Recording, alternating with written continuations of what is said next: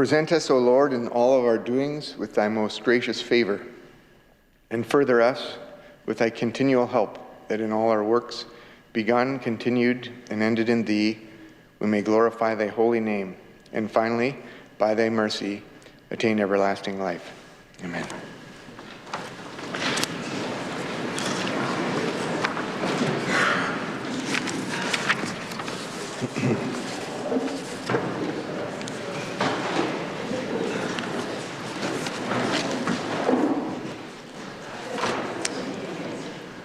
I'd like to table a report from the Provincial Auditor of Saskatchewan in accordance with the provisions of Section 14.1 of the Provincial Auditor Act. The Provincial Auditor has submitted her 2024 report, Volume 2.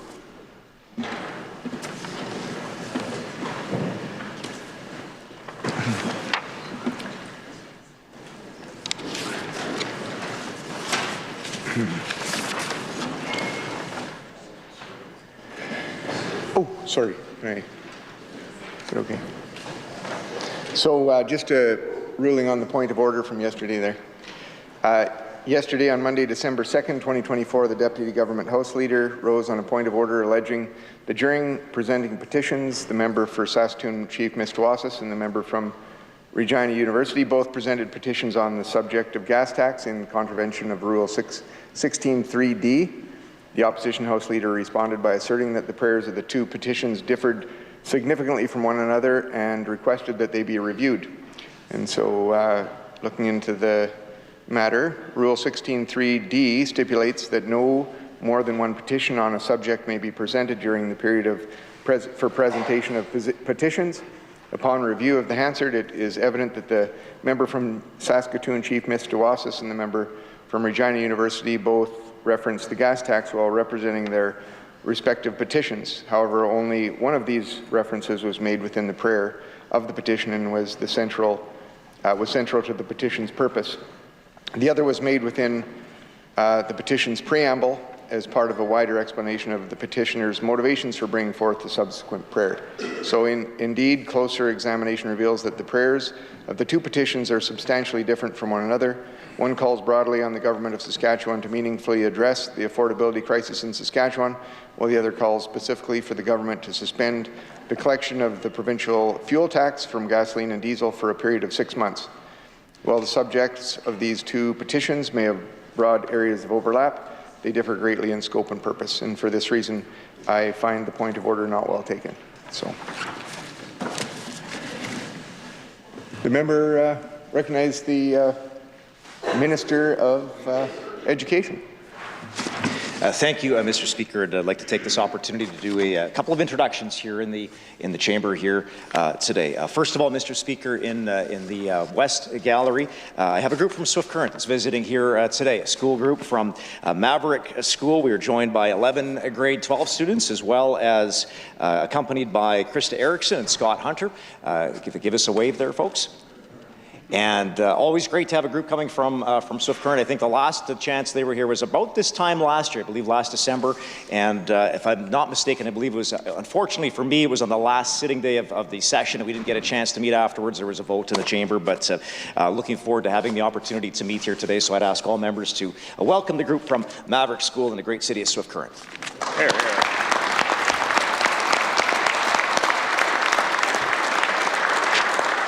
And while I'm on my feet, Mr. Speaker, just a couple of other brief introductions. One, I see there's a number of delegates here, representatives from the Saskatchewan School Boards Association who are here today. Their three-day conference is just wrapped up here this morning. I had a chance to meet some of these folks last night. I think I'm going to be pretty busy over the next few weeks and months getting to meet school board representatives right across this province. We've had significant turnover as well, with I think roughly 40% new school board members in Saskatchewan. So a new minister and a lot of new faces around school boards, and I'd like to recognize and welcome them to their assembly.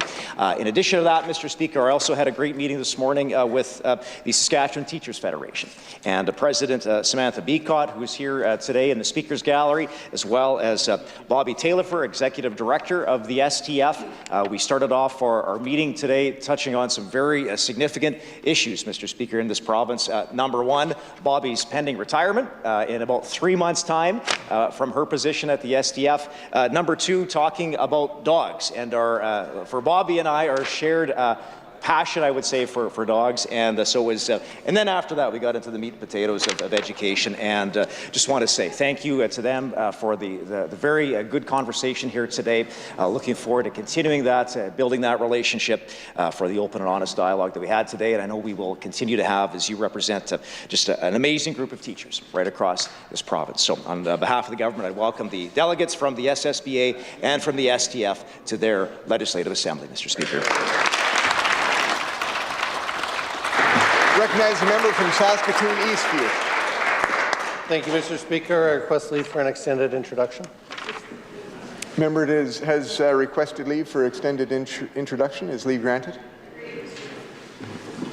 Thank you, Mr. Speaker. To you and through you, I'd like to join the Minister of Education opposite in welcoming all of these good folks to the Assembly today. We've got students, trustees, educators.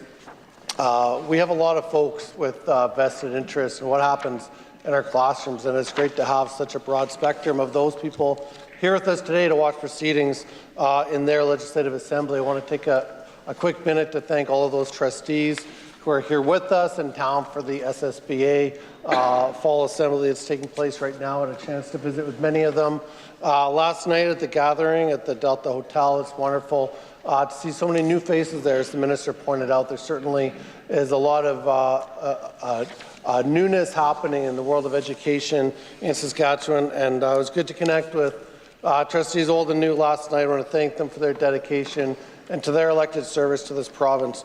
Such an important job to ensure that our local boards have local voice and autonomy to make good local decisions. I want to thank them all for being here today and for their service to students and families in this province. Hear, hear. I'd also like to join with the minister in welcoming some folks from the Saskatchewan Teachers Federation. We're joined today by President Samantha Beacott, hear, hear. By Executive Director Bobby Teifer, hear, hear. And Lynn Reddle-Huntington, member of the executive. I want to thank them for being here. They're in the building today, Mr. Speaker, to talk about education, and I'd like to take a minute to thank them for all of the ways that they've advocated for better funding in our classrooms, for a return to per-student funding to back where it was several years ago. And we've seen a decline over the last number of years from first in the country to last. I want to thank them for their advocacy on that front, as well as their advocacy in finding real solutions for crowded and complex classrooms and for violence in the classroom. Those are issues that were front and center in this most recent election campaign. And I want to thank them for the way that the Federation engaged in nonpartisan activity to really promote what's best for our children and youth when they attend school. That's certainly a vision that we share to ensure that our kids get the support that they need when they attend school. That's an investment in today. That's an investment in our future. I want to thank them for being here in the building today, and again for all those who have a vested interest in education who have joined us in the Assembly today. I ask all members to join me in welcoming them to their legislature. Here.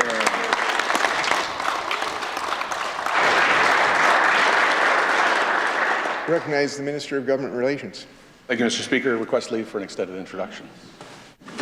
Member has requested leave for an extended introduction. Is leave granted?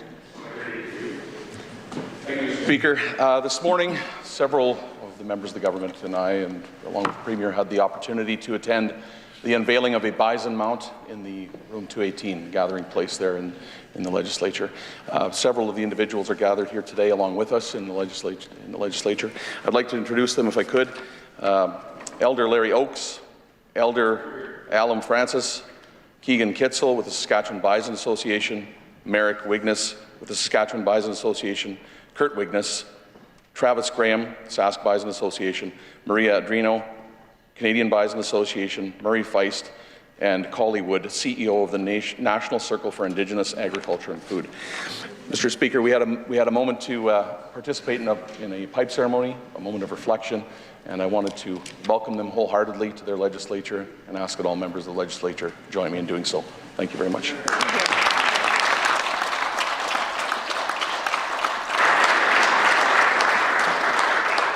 Recognize the member from Athabasca. Thank you, Mr. Speaker. To you and through you, I would like to welcome, and I I have to say I feel deeply honored and privileged to have a couple of visitors here with us today. Here. Up on the speakers gallery, I have my uncle Rick.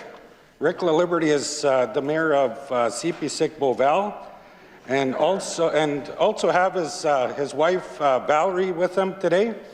And Rick was also a member of parliament for the area and where I grew up, the Snethi, Mississippi, Churchill River.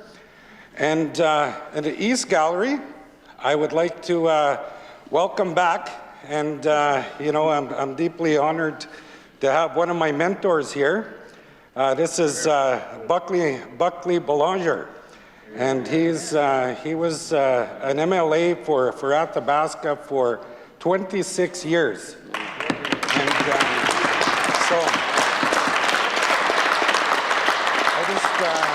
Mr. Speaker, I just want to say,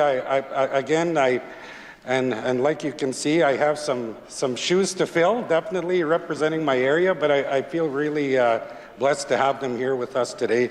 So with that, again, I will ask all members to join me in welcoming Rick, Valerie, and Buckley to this Legislative Assembly. Thank you, Mr. Speaker. Recognize the Minister of Finance. Thank you, Mr. Speaker. Mr. Speaker, I'd like to join with the member opposite in welcoming Buckley Belanger to his Legislative Assembly. Mr. Speaker, it's good to see Buckley again. For many years, he was on the other side of the House. I have fond memories of many vigorous discussions that we had on the floor of this Assembly, Mr. Speaker, and it's great to see him, and I'd ask all members to please welcome him to his Legislative Assembly. Thank you, Mr. Speaker. Recognize the Minister of Agriculture. Thank you, Mr. Speaker. To you and through you, I'd like to welcome all the way from Argyle No. 1 Municipality, John Rickman, the Reeve. I would ask all members to please welcome him to his Legislative Assembly.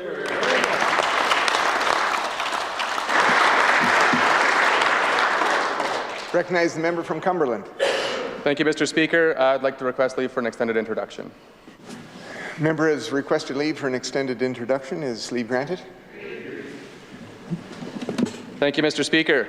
In the East Gallery today, we are joined by a couple of members, constituents of mine, Lisa Linnick, born and raised in Creighton, Saskatchewan, where she currently lives with her husband, Paul. Attended the Creighton Community School, mother of 2 sons, Evan and Mark, who also attended the Creighton Community School. Lisa received her Bachelor of Science in Pharmacy from the University of Saskatchewan. Lisa is currently retired, having served the surrounding communities as a pharmacist for 30 years. Lisa has been recently elected as the new trustee for the Creighton School Division. She was selected to serve as the board chairperson at the November board meeting. Her goals for the division are to build a collaborative relationship with local stakeholders, municipal and provincial governments, and her guiding principle follows the vision statement, which is each student who enters our doors shall leave with the abundant respect for self and others and the capability to meet the challenges of tomorrow. Steve Litwin was born and raised in Flin Flon, Manitoba, where he currently lives with his wife, Kelly. Steve and Kelly have 3 amazing children, Ali, Hannah, and Scott. Steve was appointed the Director of Education for the Creighton School Division on January 1st, 2024. Steve serves as the Deputy Mayor for the City of Flin Flon, and as a border community, they are a member of both Manitoba and Saskatchewan local governments. His goals are to ensure that Creighton School Division is inclusive, diverse, equitable, and accessible for all staff and students while striving for excellence in education. And while I'm on my feet, I also want to join the member from Athabasca in welcoming former MP Rick LaLiberty, his wife Val, and one of my good buddies, the former MLA for Athabasca for many years, as I like to call him, Uncle Buck. He's always been a strong supporter, great mentor, and we're so blessed to have so many great Northern leaders here. And also, while I'm on my feet, Mr. Speaker, I do want to say welcome to Elder Oakes, the leaders and the members of the Bison Association to their Legislative Assembly, and I ask that all members join me in welcoming all of these great folks to their provincial legislature.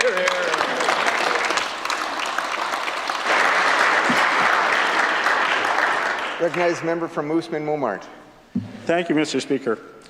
I would like to introduce the grade 7 and 8 classes from Chief Kakawishtaha Community School on Kakawishtaha First Nation. They're in the West Gallery this afternoon. With them are teachers Melanie Louison, Emma Hayden, Ryan Hall, Shanna Alexson, and Jordan Jones. And I've had the opportunity to visit Chief Kakavishtaha School on a few occasions and meet some of the teachers and students, and it's a beautiful facility with amazing teachers and wonderful students, and I've had a lot of conversations with the former principal, Chief Tapetat, who always tells me how proud he is of the school. So I'd like to welcome the students here today and to their Legislative Assembly, and I look forward to meeting with them later, and I'd invite all the members of the House to welcome them to their Legislative Assembly today.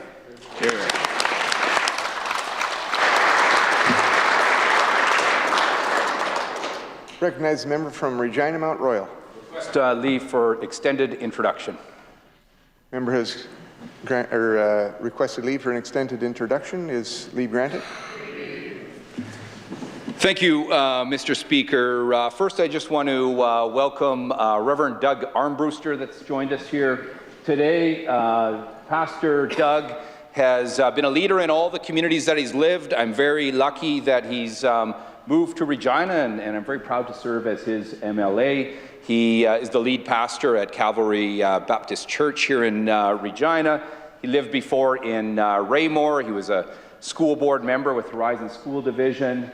I think back in the day, he maybe drew the short straw and somehow ended up coaching volleyball with my dad, I believe, out there, who was the principal at the time. I don't think Craig was much of a volleyball coach, but thank goodness for Doug. I just want to thank Doug for all of his contributions to his community and our province, and ask all members to join with me in doing so.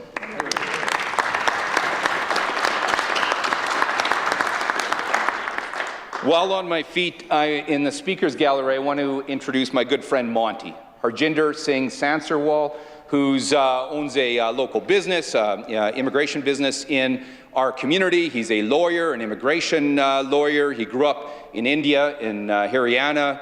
He had close connection to agriculture there as well. He's got a beautiful family here, beautiful children. They build our community in every way.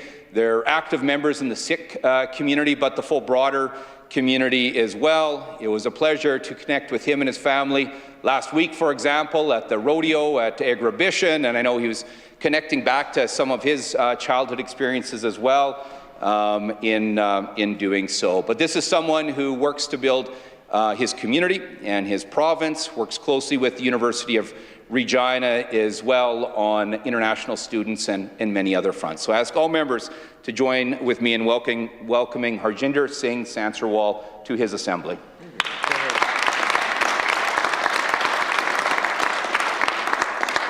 And just a short shout out to my good buddy Buckley Belanger. He looks good up there, Mr. Speaker, better at a distance, of course. And it's a pleasure to have him back in the Assembly. He's an elected leader. Once again, he's always been a leader in the community. I miss his leadership here in our caucus, but I know his communities in the north continue to benefit because of his leadership. It's a pleasure to have him here, Mr. Speaker. And of course, he's also an avid Montreal Canadiens fan, Mr. Speaker. So to my good friend Buckley, I just say, go Bruins.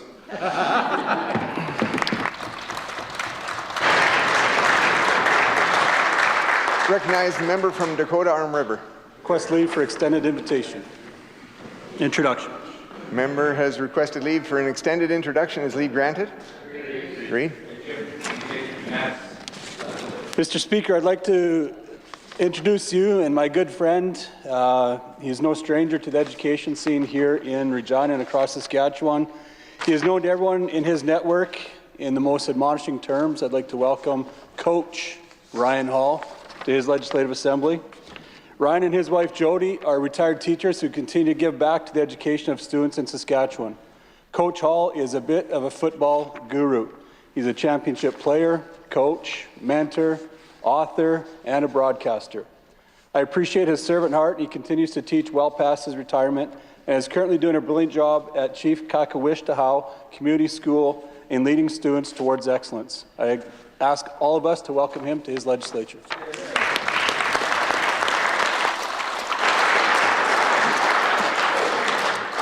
I recognize the member from Regina Coronation Park. Thank you, Mr. Speaker. To you, through you, I will have to join member from Rosemont to welcome Harjinder Singh to his assembly. He's been a young lawyer and been actively involved in community in different legal issues. He's been involved as a leader, a young activist, and anywhere we can see any cricket game or something, he's always there. We are very proud of his services and for the community. We are very proud of that. Keep it up the same thing. And I will request all members in this assembly to join me to welcome him to his assembly.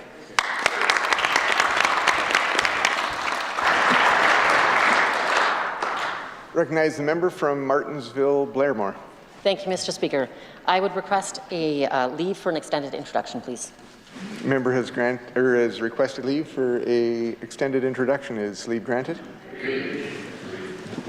Thank you, Mr. Speaker. To you and through you, Mr. Speaker, I would like to introduce the members of Prairie Spirit School Division. The Prairie Spirit School Division, the 5th largest in Saskatchewan, services the vibrant communities surrounding Saskatoon, including the cities of Warman, Martensville, and as well as the Rostron-Shelburne constituency, the constituency of our Premier.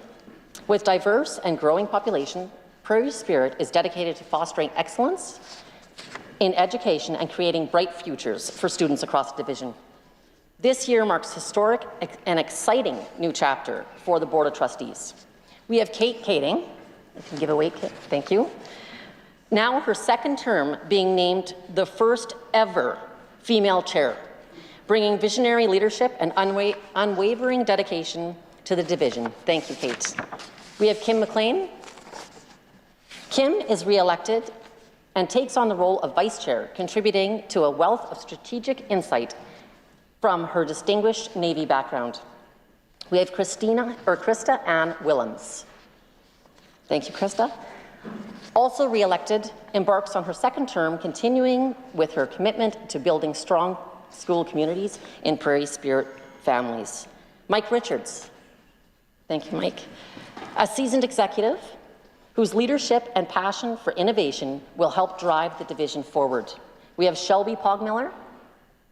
Thanks, Shelby. She's a nurse and is newly in Saskatoon and is newly elected. We also have Cindy Friesen as well. Thank you, Cindy. A geoscientist, also new elected. Honorable mentions extended to the rest of the dedicated board as well. And I also would like to say hi to Doug Armbruster from the Horizon School Division. So I invite all of you to join me in welcoming them to their legislature. Thank you.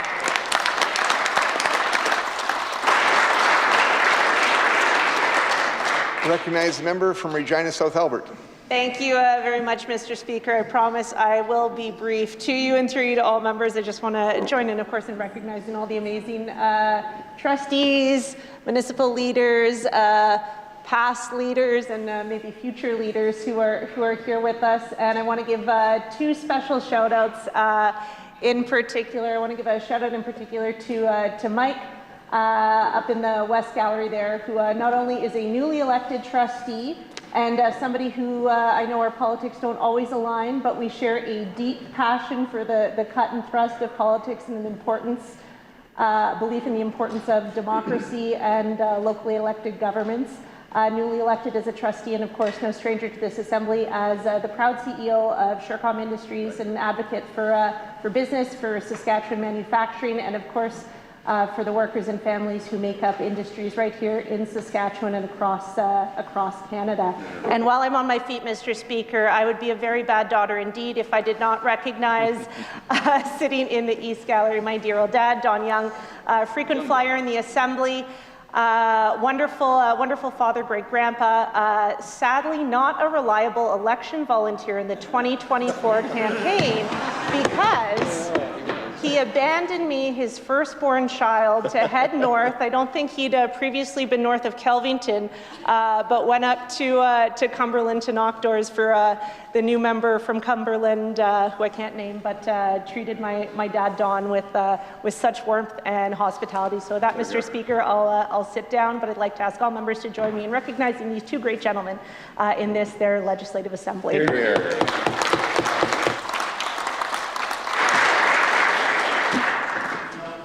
Recognize the member from Kenora Pelly.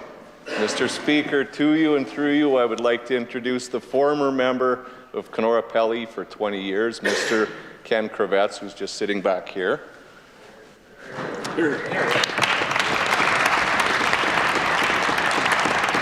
can tell you with 100% sincerity, I have not been nervous in this House since I started, but right now I can sense eyes on me, and I am terrified. So thank you, and I am. So thank you.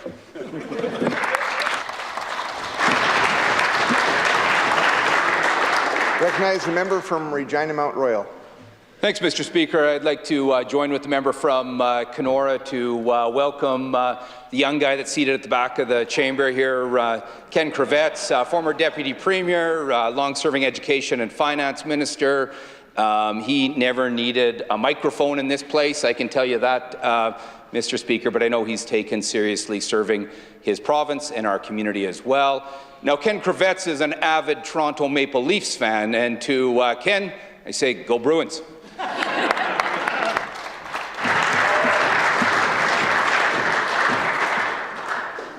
All right, and one final, I just wanted to say lots of friends up in the gallery from the SSBA, different trustees and many students from the schools, and just remind all of us our agreement that the decorum would be fit for a classroom. And so later on you'll see the question period if you stick around and how well we are behaved in this place. So we'll move on to presenting petitions.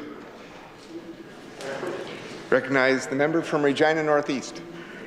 Thank you, Mr. Speaker. Mr. Speaker, I rise today to present a petition to the Government of Saskatchewan to open up vacant Sask housing units for occupancy. The undersigned residents of the province of Saskatchewan would like to bring to our attention that as both the Provincial Auditor and the Saskatchewan Urban Municipalities Association have observed, approximately 3,000 Sask housing units are currently vacant across Saskatchewan, including about 129 in Prince Albert, 280 in Saskatoon, and 700 right here in Regina. That some of these units require renovation, but the Sask Party government has cut the maintenance and renovation budget by approximately 40% over the last decade, and that the province's expenditures on emergency hotels have risen year over year. Mr. Speaker, the undersigned are from Regina and the undersigned are from Saskatoon. I'll read the prayer.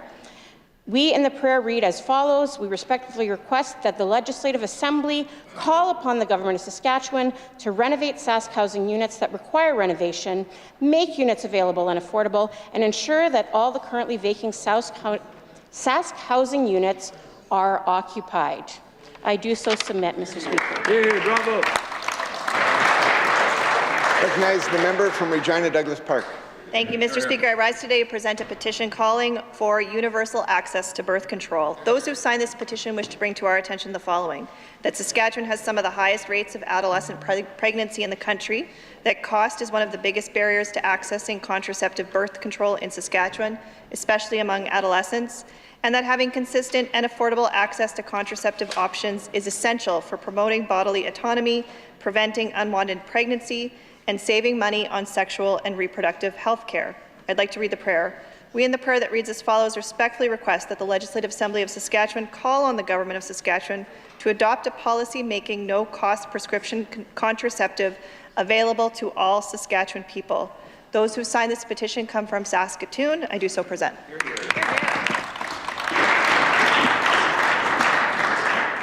I recognize the member from Athabasca. Thank you, Mr. Speaker. I rise today to present a petition calling for duty to consult legislation. Those who have signed wish to bring to your attention the following. Saskatchewan needs legislation to ensure the provincial duty to consult is fulfilled and carried out in honour of the Crown. The Sask Party government has voted against duty to consult legislation, and the Sask Party government did not follow its own guidelines on consulting inheritance treaty rights holder while drafting the current duty to consult policy. I'd like to read the prayer. We in the prayer that reads as follows respectfully request the Legislative Assembly of Saskatchewan call on the Government of Saskatchewan to enshrine duty to consult into law and enacting meaningful duty to consult legislation. This petition was signed by people of Rose Valley and Yellow Quill. I do so present. Recognize the member from Saskatoon, Churchill Wildwood. Thank you very much, Mr. Speaker. It's my pleasure as seniors critic to rise to present a petition to the Legislative Assembly calling on home supports for older adults. It says, we, the undersigned residents of the province of Saskatchewan, wish to bring the attention to the following. That evidence shows that older adults in Saskatchewan want to age in their homes and their communities, that providing such supports for older adults in their homes comes at a significantly lower cost than providing institutional care, and that other jurisdictions have successfully implemented home support programs that reduce the strain on long-term care and provide important outcomes for older adults. We in the prayer reads as follows: respectfully request that the Legislative Assembly of Saskatchewan call on the Government of Saskatchewan to work with older adults, stakeholders, municipalities to design home support programs that will allow seniors to age with dignity and in autonomy in their homes and their communities. I wish to present this petition. It's signed by members of Saskatoon.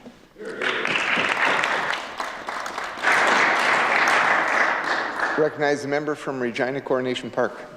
Thank you, Mr. Speaker. We, the undersigned resident of the province of Saskatchewan, wish to bring it to your attention the following.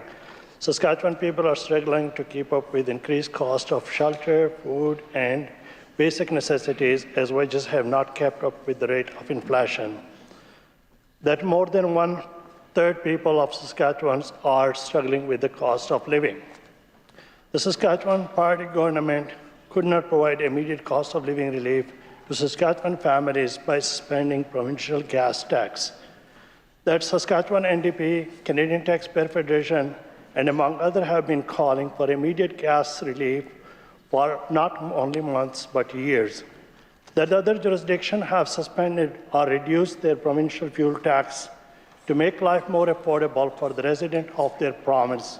We in the prayer that read as follows, respectfully request the Legislative Assembly of Saskatchewan to call on the Government of Saskatchewan to suspend collection of fuel tax for a period of 6 months to help families that are struggling with the high cost of living. The signatory of this petition reside in Regina and Melville. I do so present.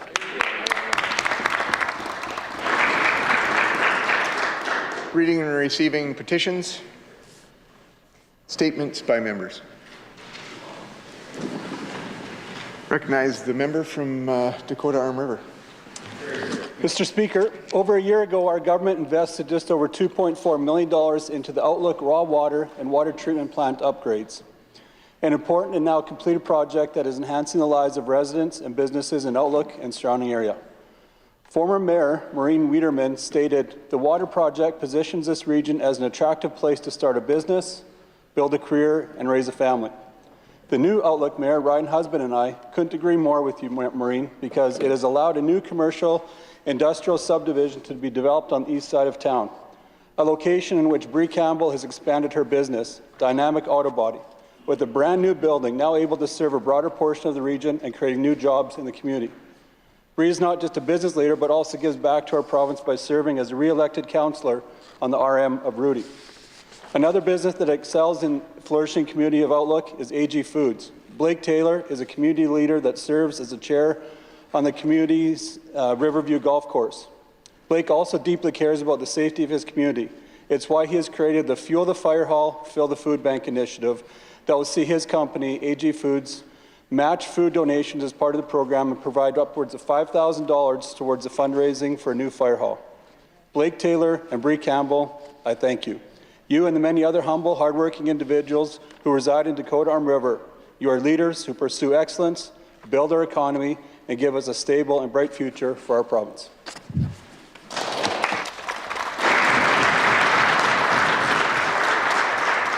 Recognize the member from Saskatoon Southeast. Thank you, Mr. Speaker. I rise to recognize today as International Day of Persons with Disabilities. This day has been recognized internationally through the United Nations since 1992. This year's theme is amplifying the leadership of persons with disabilities for an inclusive and sustainable future. It is important because persons living with disabilities require space and opportunity to shape their own lives. As we develop policies that create a more inclusive society, let's ensure that we allow space for all voices at the table.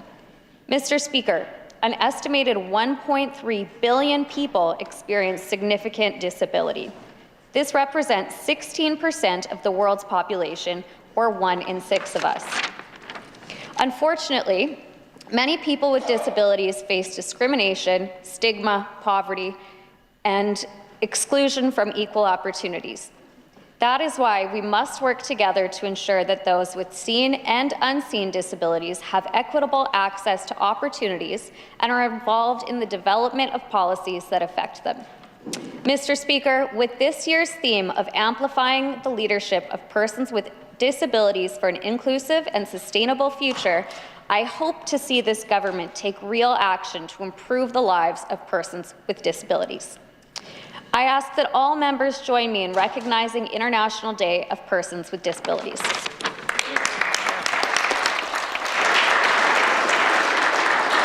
Recognize the member from Moose Jaw, Waccamaw. Thank you, Mr. Speaker. Today is the International Day of Persons with Disabilities. Mr. Speaker, this is a day to increase awareness and understanding. This is a day to promote accessibility, inclusion, and the rights of individuals with disabilities. This government is taking action to improve accessibility of our buildings, programs, and services. Today, we have released the province's first accessibility plan. This demonstrates an all-government approach. It supports the removal and prevention of barriers that people with disabilities may face. Mr. Speaker, over the next 3 years, this government will work to improve the knowledge and awareness of accessibility to support a diverse and inclusive workforce, improve the accessibility of government buildings, provincial parks, and digital content, and provide leadership on accessibility and inclusion in the province. As we take this important step forward, we are not just improving accessibility, we are creating a province where everyone can thrive. Thank you, Mr. Speaker.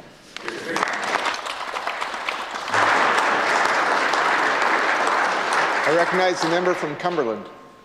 Thank you, Mr. Speaker. It was a cold day in Sucker River, Saskatchewan. A friend of mine that I've known since high school had gotten up for the day as she normally would, went to work in her usual way, and started the day as she normally would. A short while into her shift, a child came into the store with fear in his eyes, asking for help for another friend who had fallen through the ice. Without a moment's hesitation, without formal training, Elaine Ratt sprung to action to save the boy from a certain drowning or a bout with hypothermia. She made her way to the water and started to cross the very ice that the boy had fallen through to start her rescue of the boy, also putting at risk her opportunity to see her family again. As she got close to the boy, she fell through the ice herself, in water, as she described, up to her neck. This story does have a happy ending, Mr. Speaker, as Elaine and the young boy both made it to shore and made it back to their family's warmth. I would like all members to join me as I say thank you to Elaine for her bravery, her sacrifice, and courage in putting the lives of her community above the safety of her own. Thank you, Mr. Speaker.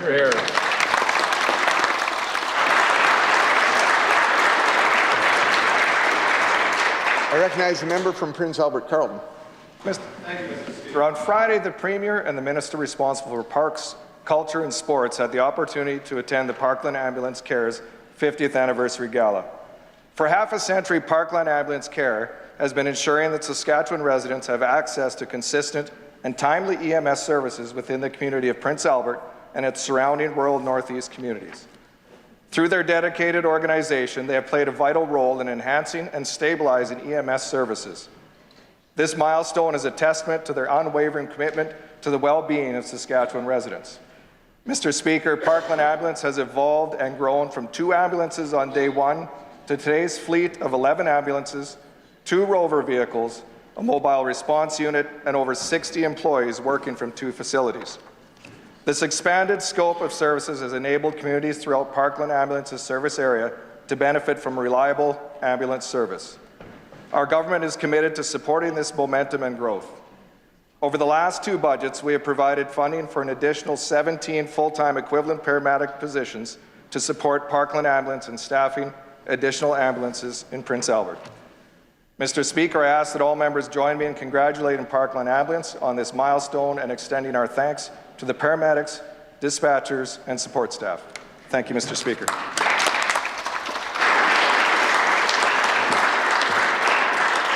I recognize the member from Saskatoon Westview. Thank you, Mr. Speaker.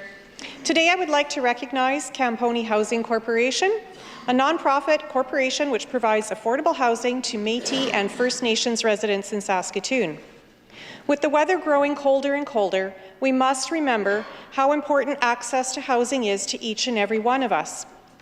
On December 13th of this year, Camponi Housing will be hosting a celebration event in honour of their 50th anniversary. Originally called the Sask Native Housing Corporation, Camponi Housing was formed in 1974 by Ron Camponi and Clarence Trotchi. They wished to provide housing to Indigenous peoples who had relocated from rural communities to the city. In addition to providing housing to Indigenous residents, the founding members of Sask Native Housing also worked towards breaking the cycle of poverty and addictions, offering training opportunities, and assisting Indigenous residents with accessing social services. Today, Camponi Housing Corporation owns 400 rental units in the city, several of which are located in the constituency of Saskatoon Westview. They are currently building additional units that will provide housing for larger families, as well as accessible housing for people with limitations to their mobility. Mr. Speaker, please join me in congratulating Camponi Housing Corporation on their 50 years of providing safe, affordable housing to Indigenous residents in Saskatoon. Thank you. I recognize the member from Lumsden Morse. Thank you, Mr. Speaker. Visitors to the Legislature will notice an exciting and magnificent new addition in room 218. In conjunction with the Saskatchewan Bison Association and the National Circle for Indigenous Agriculture, a bison head has been installed in this important meeting room. This is dedicated to the people of Saskatchewan on behalf of the ranchers, First Nations, parks, universities, and conservation groups who raise bison. Mr. Speaker, the bison, Tatanka in Lakota and Pascua-Mostas in Plains Cree, is an important symbol for Indigenous groups across the plains. The bison epitomizes life, abundance, and self-sacrifice. This symbol will stand as a reminder that government should work for others, for the people. To imitate the bison is one of the most highly respected ways of behaving, Mr. Speaker. To be generous and give what you have to others in need is indeed an honourable way of living. On behalf of this government, we are proud to welcome guests from the Bison Association and the National Circle for Indigenous Agriculture and Food. Thank you to Murray Feiss, Merrick Wignas, and Collie Wood for their words during the ceremony earlier today. And thank you to all dignitaries who joined us for this ceremony. Thank you, Mr. Speaker.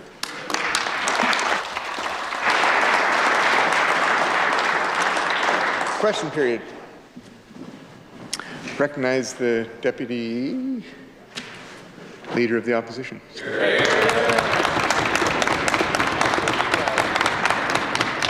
Mr. Speaker, this out-of-touch Sask Party government is failing to deliver cost of living relief, and they're failing to deliver health care when and where people need it. The longest waits for knee and hip surgeries, the longest emergency department waits, and continued closures across Saskatchewan, leaving people waiting even longer. The latest of these closures, Mr. Speaker, interventional radiology here in Regina due to a doctor shortage. What does the Premier have to say to the countless people going without the care they need due to doctor shortages? I recognize the Minister of Health.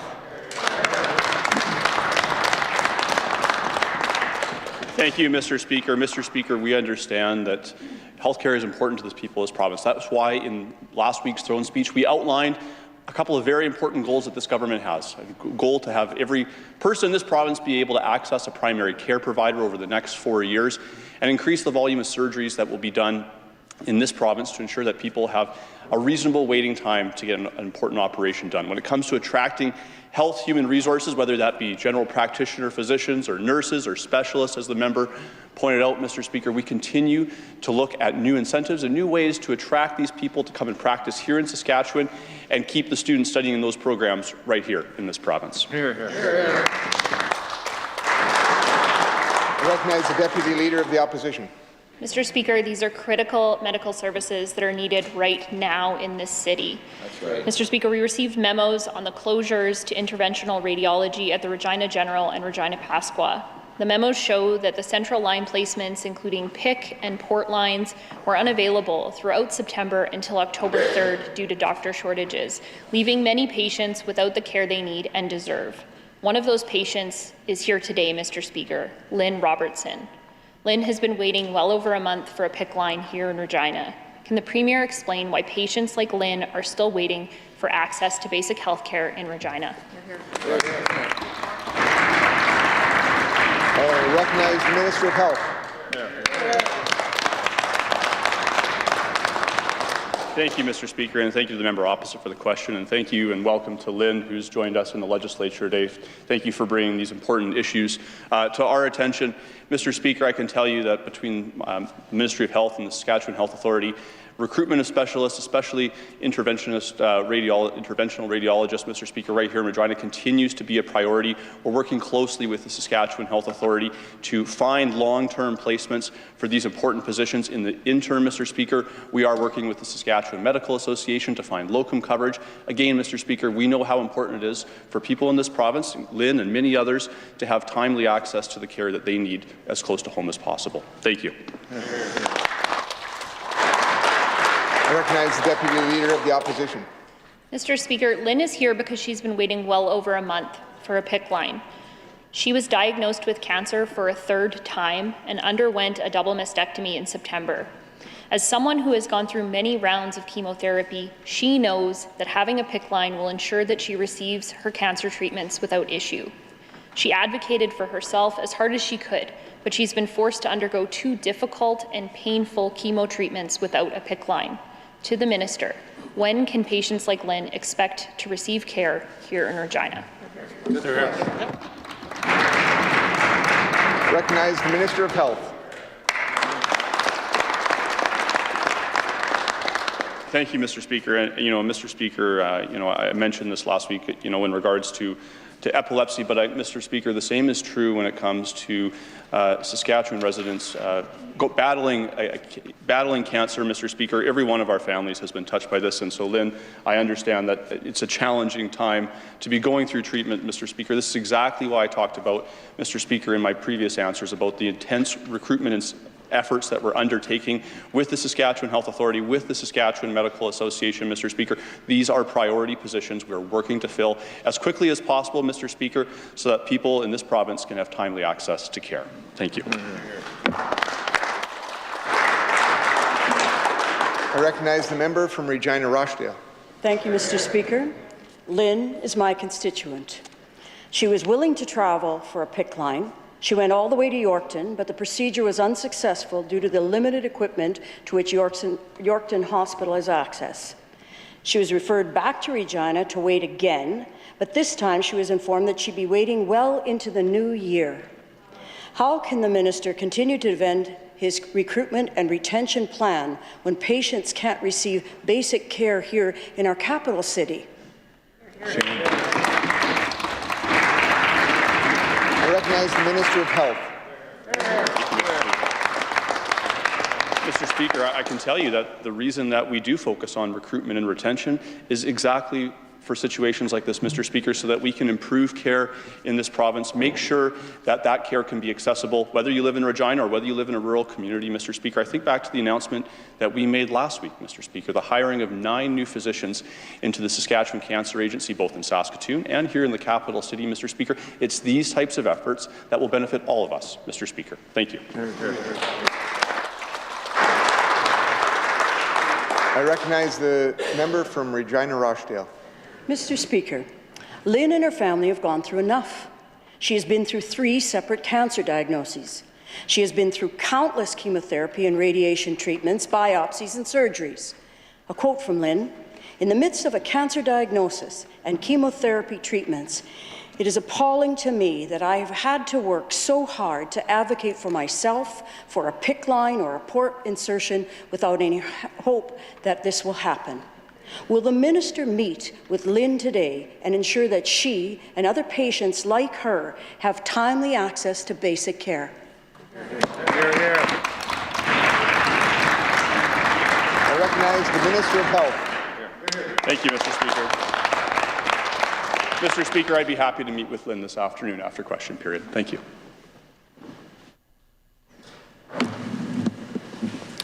Recognize the member from Regina Elphinstone Centre. Here, here. Thank you, Mr. Speaker. It's been almost exactly 1 year since we started asking this out-of-touch government tough questions about the Sunrise Motel.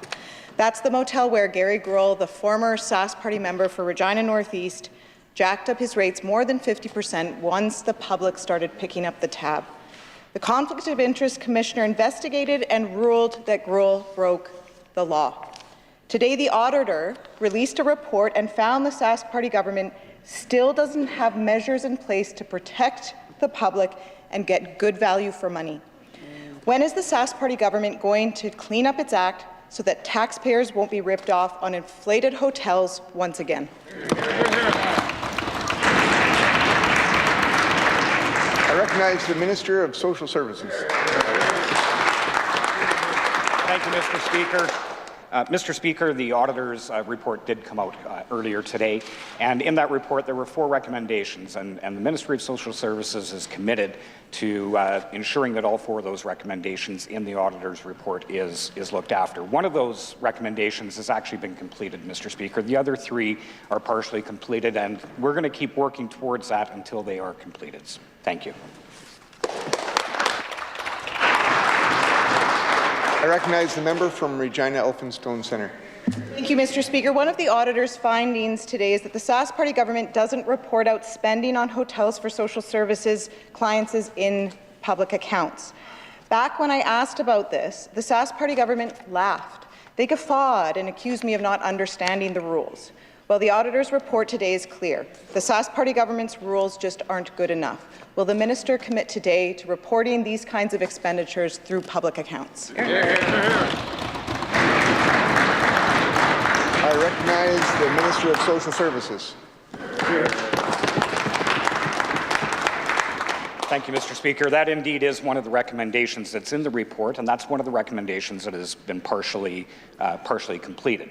That work will continue. It involves another ministry in order to be able to compile all that information quickly and properly, and we're just waiting to get some proper advice on how that will happen. So again, it's one of those recommendations that's been made by the auditor, and we're committed to ensuring that those recommendations are completed.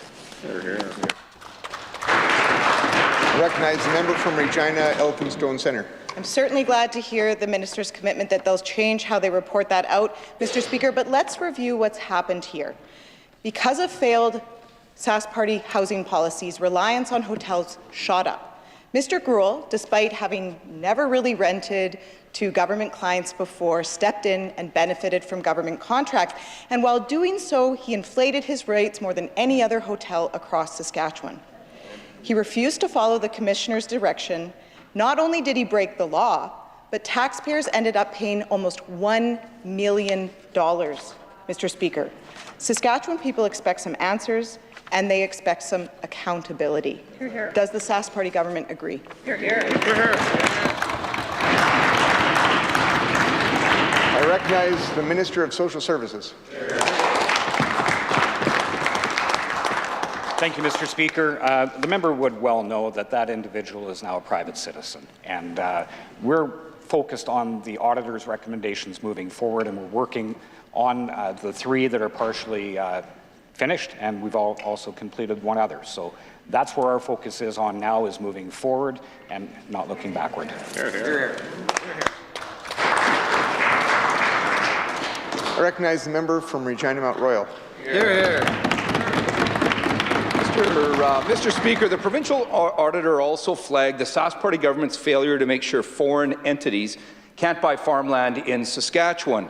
She found they didn't have enough protections in place to stop foreign entities from illegally purchasing land. The Sask Party government only asked for a declaration in half of the high-risk out-of-province transactions she reviewed. Now, we've been calling for statutory ownership declarations on all transactions for years. Simple question for the minister. Is 50% good enough for that Sask Party government? I recognize the Minister of Agriculture. Thank you, Mr. Speaker.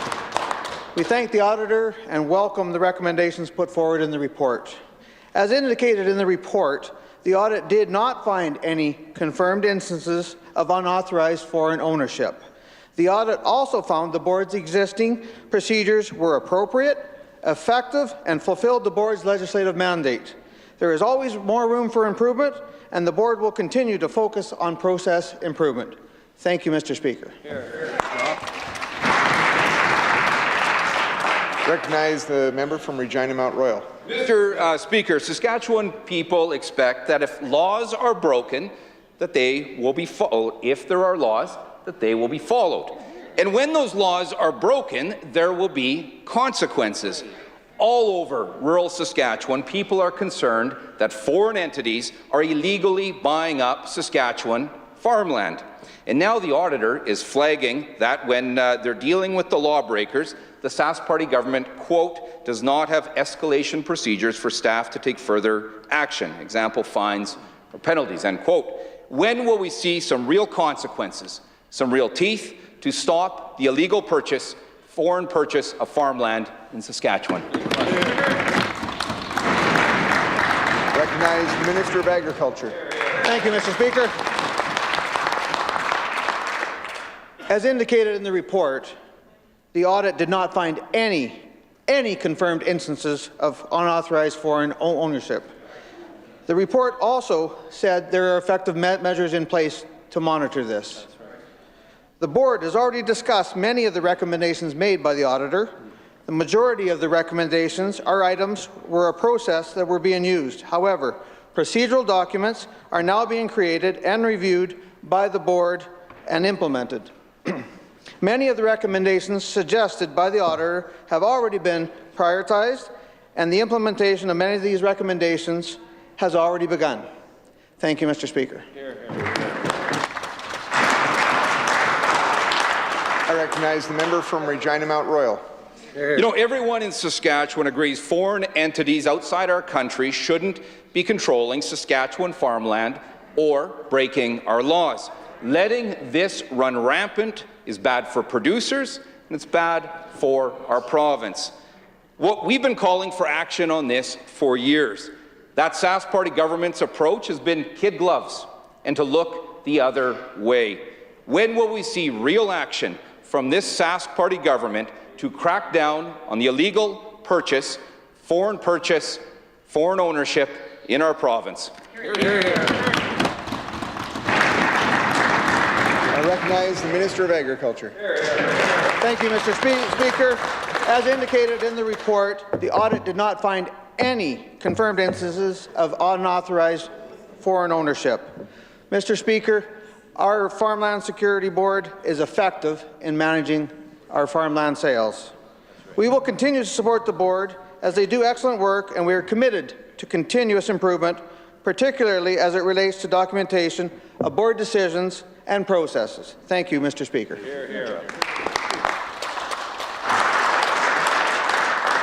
I recognize the member from Saskatoon Eastview. Mr. Speaker, we've seen where this government's funding priorities lie, and we know for sure it's not with our schools. From 2012 until now, we've gone from first in the country for per-student funding to dead last. Classrooms are overcrowded, teachers are overworked, and that Sask Party government still refuses to take action. Year after year, Mr. Speaker, they put our children's education last. What is that minister going to do to get Saskatchewan out of last place in education funding? I recognize the Minister of Education. Thank you, Mr. Speaker. This government has made a record investment in this year's budget into the education sector, an increase of $180 million, or nearly 9% more funding in this year's budget, Mr. Speaker. And some of the things that we're going to continue to do to build upon that investment into education was outlined in the throne speech last week, Mr. Speaker. One, a greater focus and a renewed focus on K-3 reading across our schools, right across Saskatchewan, to make sure that we're giving students the building blocks they need to be able to have a successful academic career.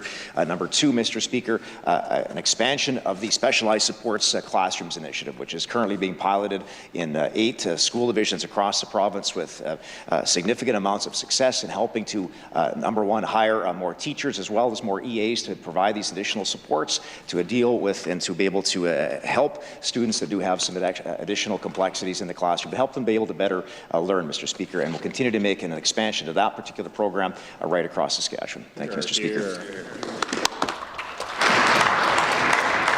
I recognize the member from Saskatoon East to you. Mr. Speaker, the minister is acting as if our school boards are getting all the resources they need to meet the needs of our students. But you know who disagrees with that, Mr. Speaker?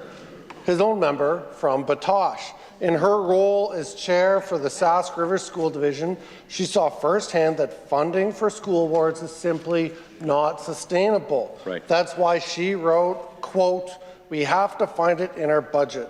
So what does that mean? Cuts somewhere. To the minister, was the member for Batoche mistaken, or are school boards being forced to make cuts? Hear, hear. I recognize the Minister of Education. Thank you, Mr. Speaker. I did not say in any of my answers, either today or previously, that we've addressed all the challenges in education. We know that there are those challenges, which is why I, as the Minister of Education, and talking to representatives at, for example, whether it's with the Saskatchewan Teachers Federation this morning or with the Saskatchewan School Boards Association last night at the banquet, being able to consult with those individuals and consult with teachers and educational assistants, but also with parents and families right across this province, Mr. Speaker, to ensure that we are providing as much support as we can to students right across Saskatchewan. Mr. Speaker, I would refer to a quote yesterday from Mark Harmon from the Regina Public Schools Association, who was on CBC, and he said, in reference to the specialized support classrooms, he talks about, and I quote, these being a game changer because what happens now is that students have a safe place to go, and that suspensions at Arcola School have plummeted, which is one of the schools where this pilot has been laid out, Mr. Speaker. Those are some of the work, that is some of the work that is happening already, Mr. Speaker, and we're going to continue to work with school divisions, educators, and stakeholders across the education system to make sure that we're helping support them. I recognize the member from Saskatoon Eastview. I appreciate hearing these commitments from the minister, Mr. Speaker, but the fact is that these are the same tired and out-of-touch talking lines that we've been hearing in this province for more than a decade, while they've driven our province to last place in the country in per-student funding. That's right. Investment in education is an investment in the future. Our education system is being pushed past its breaking point. Right. Today, it's teachers and students paying the price. Tomorrow, it's all of us. Why won't this minister invest in kids, invest in our future? Why won't he commit to getting education funding out of last place in the entire country? I recognize the Education Minister. Thank you, Mr. Speaker. The Specialized Support Classrooms Initiative, that is a new initiative. Those are new dollars, they're new positions, Mr. Speaker. In Living Sky School Division, it's an additional teacher and an additional EA. In Light of Christ, 2 more teachers, 2 more EAs, Mr. Speaker. Prince Albert Catholic, 2 more teachers. Saskatchewan Rivers, 1.5 teachers and 2.0 EAs being added there, and there's further numbers on that list, Mr. Speaker, and that is why we've said in the throne speech, and as over the next 4 years, we're going to be expanding that initiative from the current 8 to 200 of these specialized support classrooms across the province, Mr. Speaker. And that is a significant investment, Mr. Speaker, and it is working very well. And we've allowed school divisions to be able to implement this program. Mr. Speaker, from the Light of Christ School Division, the Director of Education, Corey Rideout, says, and I quote, "This program has quickly become a staple." This is the new program, Mr. Speaker. "Has quickly become a staple at St. Mary's School and has had a major positive impact on the staff, students, and families of the entire school community." Mr. Speaker, close the quote. Thank you, Mr. Speaker. I recognize the member from Regina Northeast. Thank you, Mr. Speaker. Mr. Speaker, children in Saskatchewan are being denied their fundamental right to a public education. When will these new initiatives, which are 1 extra person or 2 extra people, really fulfill this need, Mr. Speaker? That is not a significant investment that touches the entire province. The Sask Party government funds education at the lowest rate in all of Canada still.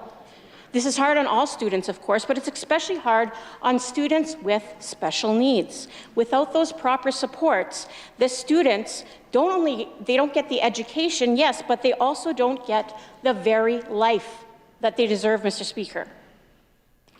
Will the minister please explain to Saskatchewan parents why does he continue to fail their children?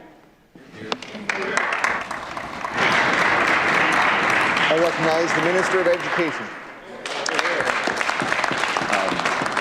Thank you, Mr. Speaker. The Specialized Support Classrooms Initiative, which we launched earlier this year, and as we've indicated in the throne speech, will be expanding to a larger number of schools right across this province, Mr. Speaker. This provides some additional learning spaces with highly trained staff, and the ultimate goal of these specialized support classrooms, Mr. Speaker, and of the staff is to be able to provide the necessary tools for these students to be able to return to the classroom, Mr. Speaker, and to work very closely with those individual students. And again, as I've indicated earlier, we're having some positive feedback, some positive results being reported to us, back to us by the school divisions and by teachers, Mr. Speaker. We're going to continue to engage with those in the education sector to make sure that we are continuing to implement this initiative and provide more supports for students right across our province, Mr. Speaker. I recognize the member from Regina Northeast. Mr. Speaker, thank you. This government solution, as always, is more cuts, and as much as side government would like to take us away from this fact, Mr. Speaker, increasing this program without a report as well for a fraction of the money that does need to be invested is just addressing the tip of the iceberg. Mr. Speaker, when will we see real action from side government on this matter? I recognize the Minister of Education. Thank you, Mr. Speaker. We were proud to be able to announce this initiative and this program earlier this calendar year, Mr. Speaker, and work very closely with school divisions on implementing that as quickly as possible. As we've indicated, Mr. Speaker, in the throne speech, over the next 4 years, we are going to be, as quickly as possible and as much as capacity allows, expand that program to 200 more across the province, Mr. Speaker, and we'll be working closely with those in the education sector. We'll be having those consultations and having these meetings with school divisions, finding out where there is the greatest need, Mr. Speaker, in the education system, and also talking to the teachers, school boards about which schools are best suited to be able to have that expansion perhaps as quickly as possible. They might be in a better position. They might have staff that they're available to hire fairly quickly so they can have these specialized support classrooms properly staffed, Mr. Speaker. So we'll do that in direct consultation with the education sector and continue to implement this program and expand it province-wide. Here, here. I recognize the member from Regina Douglas Park. Mr. Speaker, Saskatchewan has the highest rate of intimate partner violence in Canada. Things aren't getting better, they're getting much worse. Intimate partner violence increased 15% last year, and family violence increased 20%. And yet, the throne speech made no mention of this very serious issue that affects so many people in this province. When will we see a real plan from the Sask Party government to address intimate partner violence in Saskatchewan? I recognize the Minister of the Status of Winneman. Thank you, Mr. Speaker. There is no place for any form of violence in Saskatchewan, as I have said before. The 2024-25 provincial budget dedicates $31.7 million to a range of initiatives across government to support and reduce interpersonal violence and sexual violence. Saskatchewan was one of the first provinces to sign on to the National Action Plan to end gender-based violence with the federal government. This agreement will provide the province with $20.3 million in new federal dollars over 4 years to match Saskatchewan's existing investments. These additional funds will allow Saskatchewan to expand and enhance our existing programs and services with a special focus on prevention. Thank you, Mr. Speaker. Hear, hear.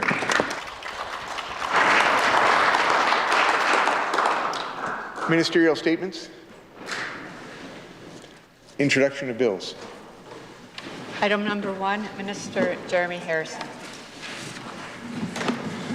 I recognize the Minister responsible for Sask Energy.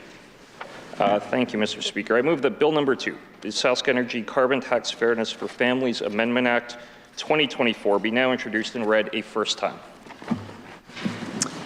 It's been moved by the Minister responsible for Sask Energy that Bill number 2, the Sask Energy Carbon Tax Fairness for Families Amendment Act 2024, be now introduced and read for the first time. Is it the pleasure of the Assembly to adopt the motion? Carried. First reading of this bill. When shall the bill be read the second time? I recognize the Minister responsible for Sask Energy. Next sitting.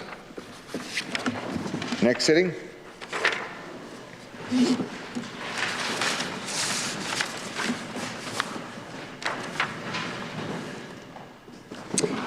Presenting reports by standing and special committees. Orders of the day. Special order, 4th day, resume debate on the proposed motion and amendment to the address and reply to the speech from the throne. MLA Uyghur. Recognize the member from Moosomin-Momart. Thank you very much, Mr. Speaker.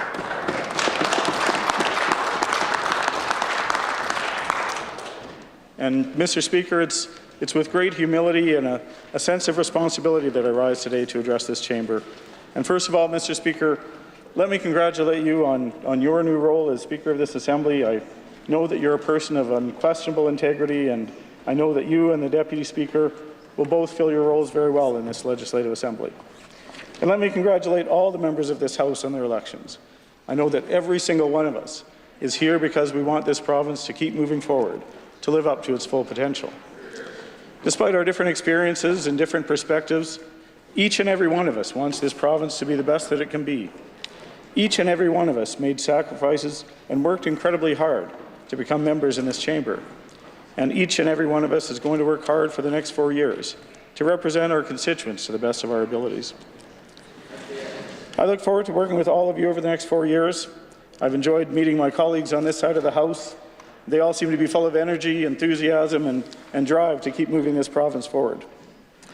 Everyone has their own story of why they first sought elected office. For some, it was a lifelong dream. For some, politics has always been a passion. And for me, it's another way to serve my community. I spent a lot of time serving my community with our local Chamber of Commerce, our local Economic Development Committee, our Housing Authority, and Community Builders Alliance. And between those roles in my business, I was very busy, but when our former MLA decided to make the transition to federal politics, a few people suggested that I should run, and after talking it over with several people, I decided to dedicate the next 4 years of my life to this new role. Part of the reason I agreed to run is I've seen the difference this government's policies have made for my region. If you were to look at my community 17 years ago, at my riding, it's changed so much, it's incredible. In that time, we've seen incredible commercial development in my community along the Trans-Canada Highway, new hotels and restaurants, new car dealerships and implement dealerships. And in town, dozens of new senior units, thanks to local investment, something that will be easier to do going forward, thanks to the commitment to a small business investment tax credit in the throne speech. We have a newly expanded airport in our region, with a new 5,000-foot runway, thanks to this government, allowing the Saskatchewan Air Ambulance to serve this region. Awesome. I chaired the event in February 2023 when this government and Nutrien each agreed to cover part of the cost of the airport expansion. And along with local business and local governments, that became a reality. And I'm proud to say that I was there when the first air ambulance landings came to Moosomin, which is a service that local doctors say is actually serving lives. It's literally serving lives right now. Right now in my home community, we have a 90-spot daycare under development thanks to this government. We have a large new grocery store under construction, 2 apartment buildings under construction, a 6-plex under construction, several family homes under construction, a new water treatment plant under construction thanks to this government that will accommodate a further growth up to 4,600 people. Our medical services now include oncology. People can receive chemotherapy in Moosomin. As I like to tell people, it's the smallest community that's part of the Community Oncology Program of Saskatchewan, but not the least busy, which shows the potential of expanding programs to small communities. We have a medical residency program in family medicine based in Moosomin, but with residency spots also in Humboldt and Weyburn. Thanks to investments in healthcare and a proactive community, we now have 9 full-time physicians, 4 part-time physicians, and 2 medical residents serving the region from Moosomin.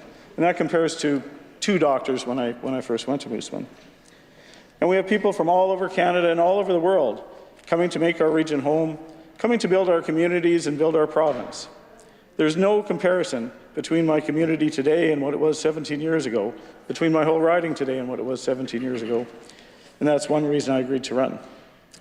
And the measures in this throne speech will keep moving this province in the right direction, Mr. Speaker.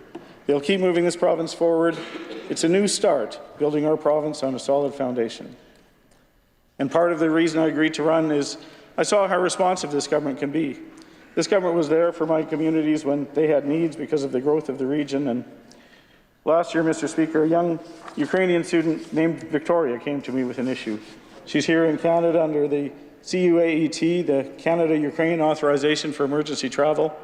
And because of the way the federal government had created the rules around that program, she was facing paying international student fees to attend university in Saskatchewan, much higher than the fees paid by students she was graduating alongside in Wabota. I brought that issue to the attention of this government, and 2 weeks to the day later, there was an announcement in this building that that problem had been solved, and myself and Victoria and the Mayor of Wabota sat in the Speaker's Gallery that day as the solution was announced. And I've seen that time and time again with this government. Problem raised, problem solved, and I agreed to run because I want to be part of that. Mr. Speaker, I want to thank all those who worked so hard to get me here. I want to thank my campaign chair, Murray Gray, who has since won his election as Mayor of Moosomin.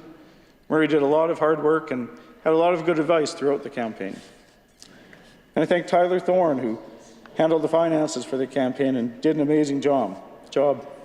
He came to campaign events right across the riding, and he could tell anyone in a split second exactly what the tax implications were for a donation of any size. I want to thank the volunteers across the riding. There's too many to thank them all by name, but people like Murray and Charlene Easton, Christian Hebert, Dan Taylor, Tyler Tomlinson, Graham Stewart. Graham was the first to get one of our large 4x8 signs up on a very windy day down in Vibank, and somehow it survived the windstorm the next day. I want to thank Stan, Tim, Mike, Chris, Ben, Larry, Neil, Leo, Lane, Lorelei, Ashley, Doug, Dwayne, Sharon, Daryl, Rod, Mark, Rob, and so many others who helped so much. I want to thank Stephen Bonk, the former Moosomin MLA, for his contribution and his service to the riding and the province over the last 8 years. He made a lot of friends and helped a lot of people in every community in the riding as MLA, and I want to thank him for his help, support, and advice during the campaign, and I wish him well as he moves on to federal politics. I also want to thank my friend Don Toth, who served as Moosomin MLA for 30 years and who I respect deeply. I spoke to Don at length before deciding to run for office. He provided a lot of great advice and insight, and everyone knows Don as someone who somehow never missed an event, no matter what the event was, even if it was a birthday or an anniversary. If he was invited, he made it there. Despite the size of the riding, he would always be there. He was a founding member of the Saskatchewan Party, and he was Speaker of this House, and I was honoured when he volunteered to speak at our campaign kickoff event, and I thank him for all of his help. I want to thank my neighbouring MLAs, the member for Cannington to the south and for Melville Saltcoats to the north. I've known both of them for years, and during the campaign, I can't tell you how many times I called the two of them asking a million and one questions about how to run a campaign. And I thank both of them for always having answers to all my questions. Sometimes they had two opposite answers, but they always had answers. I want to thank my parents for everything they instilled in me. Both of them left this world far too early. My father died when I was still in high school, and my mother lost her battle with cancer at age 65, just as she was starting to enjoy her retirement. I like to keep busy, and I like to plan things out just like she did. As she was in hospice care at the end of her life, she kept busy planning out all the details of the memorial services that we were planning for Regina and for Victoria, even down to planning which ballroom in the Hotel Saskatchewan she wanted us to hold the event in and what appetizers she wanted served. I want to thank my two daughters, Kristen and Emily, for their support. When they were growing up, I tried to impress upon them that they could be anything they want in life, and I'm so proud of everything they've done. Kristen earned her bachelor's degree at the University of Saskatchewan and her Juris Doctor degree at the University of British Columbia, and is starting on her law career. As a lawyer, she's representing and advocating for people with disabilities and making a difference for them. And I'm so proud of Kristen and everything she's done. Emily graduated with her business degree from the Edwards School of Business at the University of Saskatchewan, and then earned her Master of Professional Accounting degree and is starting on her career as a Chartered Professional Accountant. And she's a manager with an accounting firm here in the province. She and her partner Depeche are both runners, and Emily completed her first half marathon in August. I'm very proud of both my daughters, and I really appreciate the support they offered when I told them that I was embarking on this new path. But my deepest and my most heartfelt thanks goes out to my wife, Kara. Kara and I have lived together, have worked together, have socialized together, have done everything together for decades. We were never far apart, and spending some time apart because I'm in Regina has been the biggest adjustment for both of us. I've been with Kara for decades, but every day I'm with her still feels like a first date, and while being apart is the toughest part of this role so far. I never would have agreed to run for this position without Kara's agreement and support, and I could never do it without her. So thank you, Kara. Thank you for your patience, your sacrifice, and your love. Mr. Speaker, I'm deeply appreciative of the citizens of Moose and Momart who have entrusted me with this responsibility. My riding is a diverse and dynamic one, home to people from all walks of life who represent the very heart of Saskatchewan. Some are miners who work every day a kilometre under the surface, mining the potash that helps farmers feed the world. Some are farmers who wake before dawn and are sometimes harvesting or seeding late into the night to work the land that sustains us all. Some are educators who nurture the minds of future generations. Some are healthcare workers, tradespeople, small business owners, public servants, and parents, each contributing to the fabric of our community. Mr. Speaker, I love Saskatchewan. I love urban Saskatchewan, and I love rural Saskatchewan. I grew up in Regina, not very far from here, went to school and university in Regina, and when I graduated from university, the very first job offer came from the newspaper in Moosomin. So I thought I'd go out to Moosomin and work for a couple of years and maybe go back and get my master's after that. But after a couple of years, I was offered the job of editor at the paper, so I thought I'd stay a little bit longer and put off the master's a little bit. And then 22 years ago, I had the opportunity to buy the newspaper, so I decided I'd be staying a little bit longer still and put the master's off a little bit longer.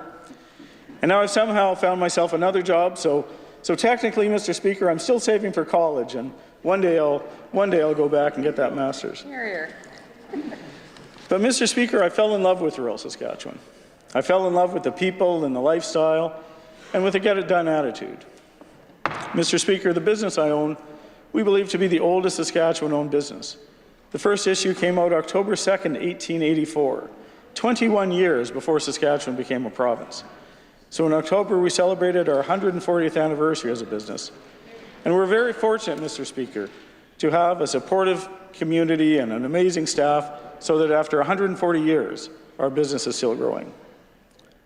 And part of the reason I have a growing business in an industry that many, many people find challenging is that we think of it as a community service first and a business second. We focus on serving the community to the best of our ability, and Amazingly, in the media industry, Mr. Speaker, when you do that, the readers or the viewers or the listeners follow and the advertisers follow that. And so we've been a success. And with that experience, I think I understand a little bit about business and what makes business work and what makes the province work. Keeping priorities straight and focusing on the long term, not the short term ups and downs, and focusing on serving the people. And Mr. Speaker, well, I'd never considered entering politics until people started approaching me this summer.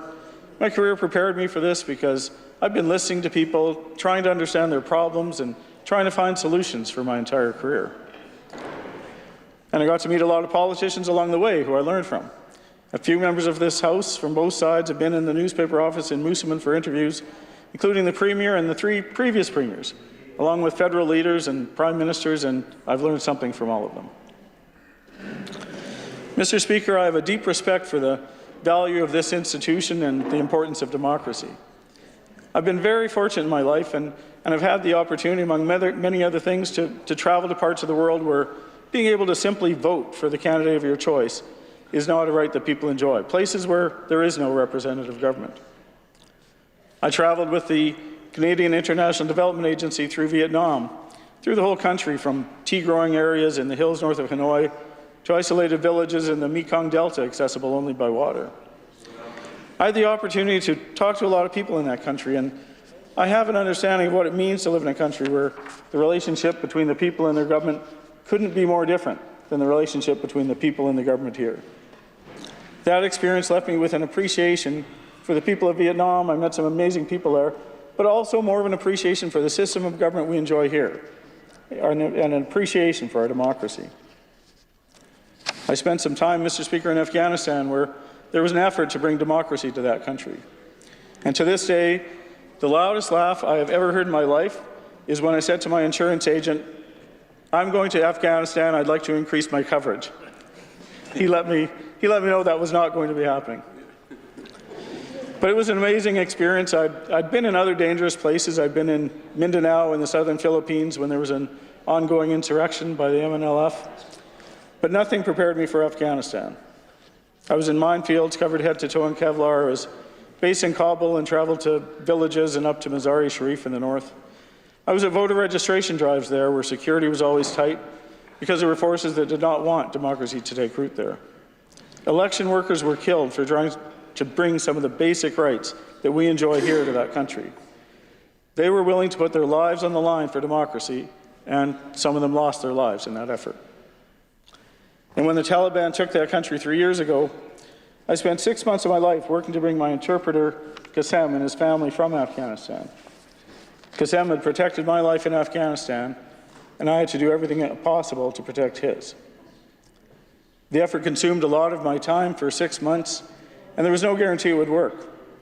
But after a lot of hard work, the family made it safely to Canada, and I met with Qassem, his wife, and his 3 children when they arrived in Canada, and that experience again taught me how important democracy is. Qassem wanted to be in Canada not only for his and his family's safety, but to give his children, to give his daughter, the chance to live in a democratic country and have a brighter future. And I was honored to be, just a few weeks ago, I was honored to be at the 30 Birds Foundation fundraising gala in Saskatoon and meet some of the incredible young women from Afghanistan who have come to Saskatchewan through that program and who have hope for their future now that they have a new beginning, a new life living in this province. It was great to hear their stories of where they came from and where they hope to go in their lives in Saskatchewan, and how deeply they appreciate what we have here.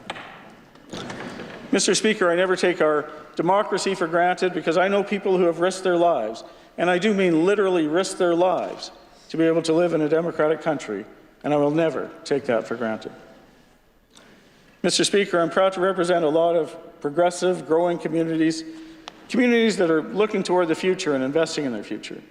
This government has been there for them, and the throne speech lays out how it will be there for them going forward. It lays out a new beginning built on the success of the past. The throne speech points out that Saskatchewan is on track to meet its population growth targets and its manufacturing, sales, and export targets. And I see that in my riding, with people coming into work in our industries and start their own businesses, with manufacturing and resource industries growing and developing and bringing value to our province. Mr. Speaker, many people remember a time under the previous government when people seemed to be our #1 export. Now we're bringing people in from across the country and around the world, and rather than exporting our young people, we're bringing people in and exporting more products than ever. And I'm proud to see so many people coming into my riding from other parts of the country and the world. I'm proud to represent the growing community of new Canadians from Ukraine in my riding. I was able to bring 2 individuals from Ukraine, Ola and her daughter Zlata, hiring Ola to work in our business when she was displaced and had fled to Poland. She's now building her future in Saskatchewan, and her daughter Zlata, when she's not at skating or at an art class after school, comes into the office and brightens up the day of everyone at the newspaper office there. And we turned one office in that building into an art room for Zlata, where she makes the most amazing creations out of paper. She made all the decorations for our Christmas tree out of brightly colored paper, and last week she made me an origami crane, and since I'm always wearing a tie now, the origami crane has a tie around its neck too. I'm proud to represent the Honduran community, the growing South Asian community, the growing Korean community, and the large, vibrant, and growing Filipino community in our riding. We have hundreds of Filipino Canadians in Moosomin alone, and we have many new Canadians in our communities who are building their families' future in Saskatchewan, who are building new businesses, building our communities. I think of GL Apparel, owned by Gina and Leo Illustrissimo, part of the vibrant Filipino community, which is a large and growing business serving the area. I think of Mario Zed Construction, owned by a member of our vibrant Honduran community, Mario Zavala. I think of the Ukrainian buffet restaurant, owned by Roman and Marina Chernik from Ukraine. I think of Self-Made Air Solutions, owned by Rigo Hernandez from Cuba. Just some of the people who have come from around the world and are building their future in my riding and helping build the future of Saskatchewan. So rather than exporting people, we are attracting people from around the world, and we are exporting more than ever. My riding is an export powerhouse with potash, mining, oil and gas, and of course agriculture. In my riding is the world's largest potash mine at Rocanville, and is home to a booming manufacturing industry. In my riding, IJAC manufactures lift systems for the oil industry. The company just opened a 24,000 square foot facility a few years ago, and now is building a 26,000 square foot addition. I'm proud to represent people like Dan and Olga McCarthy, who started IJAC from scratch just a few years ago to build a more efficient lift system for the oil industry. And now their company is headquartered in Moosomin, the research and development is done in Moosomin, the engineering is done in Moosomin, the products are manufactured in Moosomin, but the company now has sales offices in Calgary, Leduc, Williston, and Dallas, and ships products across North America and across South America, and soon to the Middle East and Asia. Vale Industries at Indian Head is expanding its product line and expanding from agricultural products to other industries. When I toured Vale Industries a few weeks ago, they were preparing a shipment of equipment manufactured in Indian Head, Saskatchewan, being exported to a mine in Papua New Guinea. So we're bringing in people, we're building our industries, and we're building our communities. That kind of economic development growth requires investment in services, and the thriving economy left the community of Moosomin with a shortage of daycare spaces, and thanks to this government, we have a new 90-spot daycare under development, and the throne speech includes a commitment to 12,000 more daycare spaces, which will make a difference for so many families and so many communities. I'm proud to represent, Mr. Speaker, I'm proud to represent people across the riding, the young business owners trying to build their future, the healthcare workers who are trying to make a difference, the farmers who live with such uncertainty every day, the miners and oil workers who help power the economy of our province, and quite frankly, the economy of our country. I'm proud to represent the First Nations in my riding. I've always learned so much when I've been fortunate enough to visit one of our First Nations. For many years, I had a painting on the wall of my home. It was painted by Maurice Louison, showing a scene from his childhood at Kakawistaha First Nation. It's a beautiful painting, a nighttime scene, a winter scene, showing himself and his brother sledding down a hill. And the painting had a lot of meaning for me because Maurice explained every detail in it to me. There are notes on the back of the frame where he made little notes explaining some of the things in the picture, including that one dog, his dog, only understood commands in English, and his grandma's dog only understood commands in Cree. And as he explained everything in that painting to me and what each meant to him, including what he called Tapetat Hill in the background, I felt honored to get a little insight into his life. That painting hung on my wall for a few decades, but as much as I loved it, I no longer have it. On one of my visits to Kakawissaha, I gave the painting to the First Nation, presented it to Chief Evan Tapetat. I thought a better place for that painting would be in the Governance Centre, where it hangs today, where young people from Kakawissaha, like those who had joined us earlier today, can appreciate it and learn from it. Everywhere I go in Moosomin and Momart, I run into hard-working, down-to-earth people who make me so proud to be their representative. And as their representative, I'm so pleased to see the measures announced in the throne speech in areas such as healthcare, education, affordability, and building our communities. Vitally important issues in our province, and issues I heard a lot about on the doorsteps. In health, the throne speech commits our government to shorten surgical wait times through 450,000 surgeries over the next 4 years, continuing to increase the number of doctors, nurses, and other healthcare professionals, and vitally, to work to ensure that everyone in Saskatchewan has access to a primary health care provider by the end of 2028.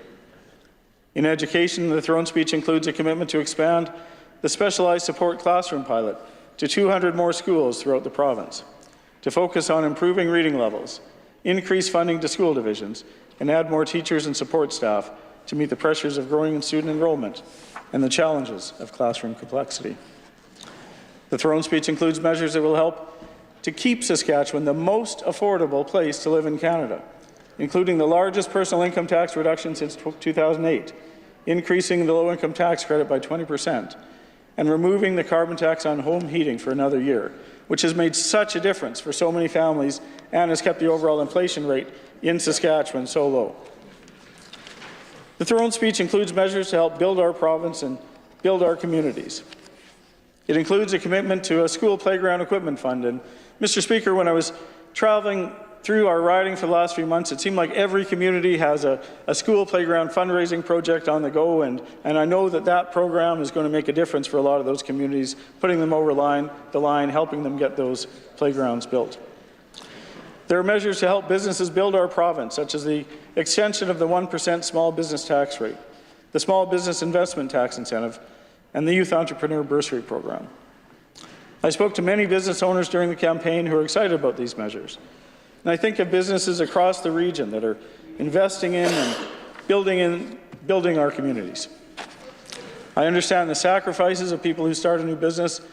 And in our rural communities, every new business not only helps build the local economy, but improves people's lives in their communities by adding a new service that makes the community a better place to live. And it's exciting to see some of the new homegrown businesses that are building our communities in Moosomin and Momart. One business I think of is 3rd Avenue in Maine, started by Tia Cedarstrand. She was a young employee in a jewelry store. She had the skills but not the funds to take over the business when the owners wanted to retire. Other business owners stepped in and invested alongside her to help her take on that business. And the new owner has expanded the business to include a florist shop. And some of the flowers in that florist shop come not from overseas or from the lower mainland. They come from the Half Diamond Flower Farm, another new business, just a few miles down the road, commercially growing flowers in Saskatchewan. And down the road from there, you'll find Scout Brewing Company, a new local brewing company that just opened this year.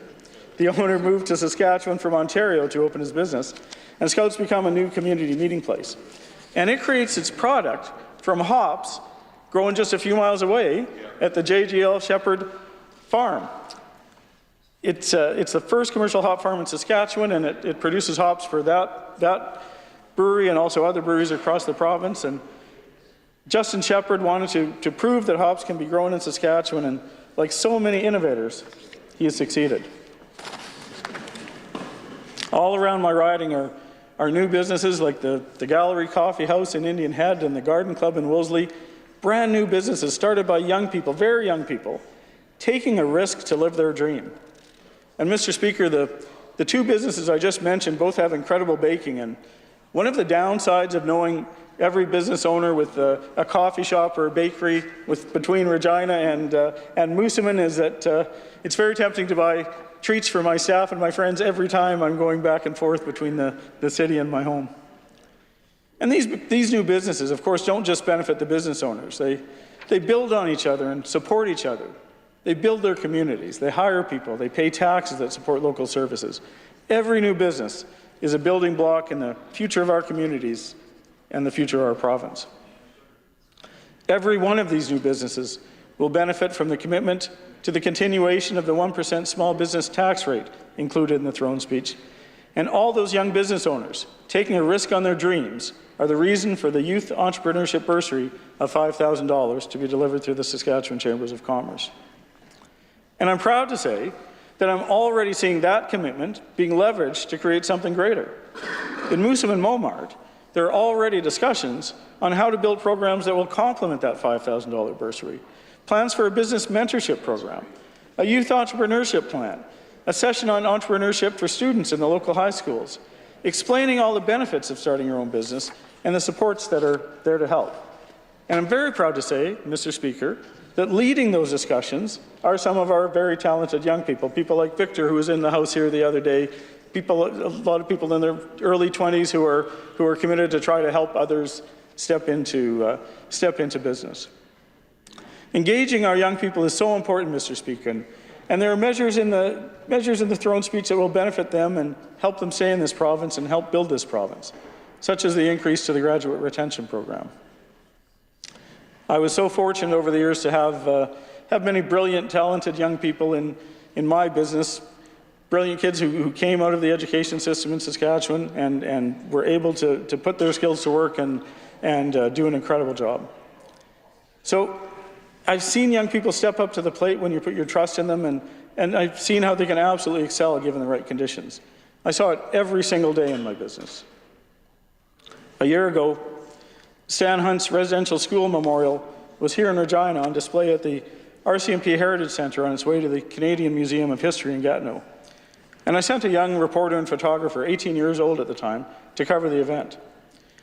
She took some absolutely beautiful photos, and now Stan Hunt's amazing work is on display at the Canadian Museum of History, and so is one of Ashley's photos of that day, a photo of a star blanket being placed over Mr. Hunt's shoulders. The museum was so impressed with the way that photo captured the moment and captured the emotion of that day that they asked me if they could include the photo in the museum exhibit. That same young reporter this summer spoke to Bill Thorne, whose wife is living with Alzheimer's. Phyllis Thorne lives in Cobblestone House in Moosomin, which is a new 42-bed facility built with local investment. That facility has made a tremendous difference in our community and in people's lives, and provides tremendous care to Bill's wife, Phyllis. And the throne speech includes a commitment to a small business investment tax incentive because people invest in projects like this to build their communities and make life better, and that'll be recognized through that new program. Ashley Botchak's interview with Bill about the impacts of Alzheimer's on family members became a beautiful, in-depth 2-page article. And I sat in on that interview, and it was very emotional for Bill. He was in tears. We wrote the story because Moosomin was hosting its first ever walk for Alzheimer's back in the spring. The local fundraising target was $5,000. But this article was so exceptional that one person read the article, said after reading it, he was so moved that he donated $100,000 to the effort because of that article. And so in its first year, Moosomin's Alzheimer's Walk raised $140,000. And I mention those two examples, not because those are exceptions, because that is what I saw every day.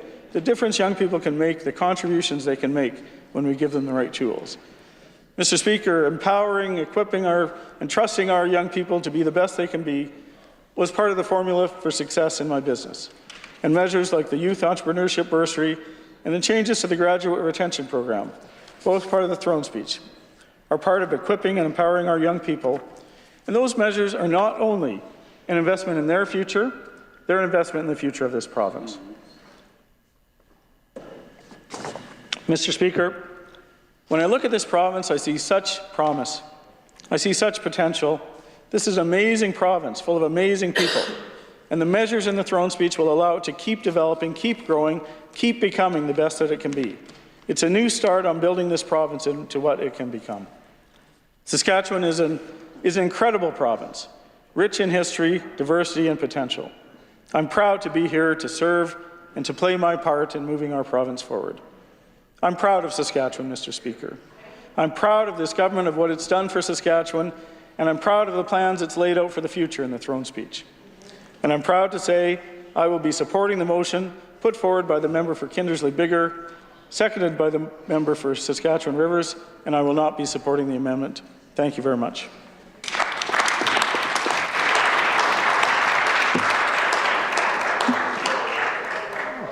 Recognize the member from Regina Mount Royal. Well, thank you, Mr.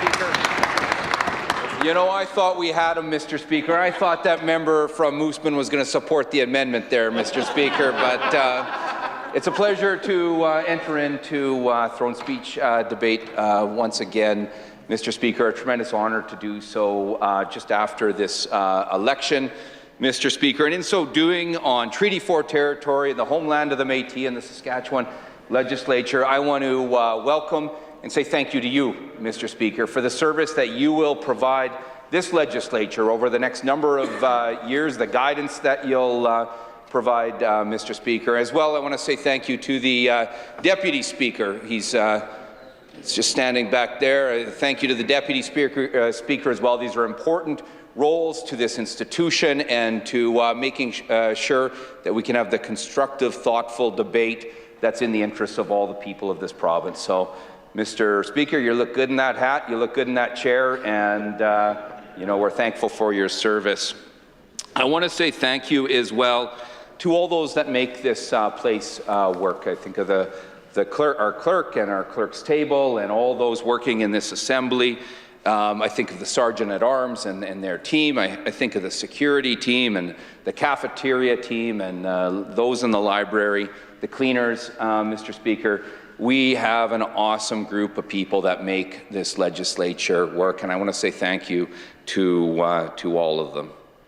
I want to say, just give a warm welcome and a good word to every single one of the new MLAs that have been elected on both sides of the Assembly, Mr. Speaker. This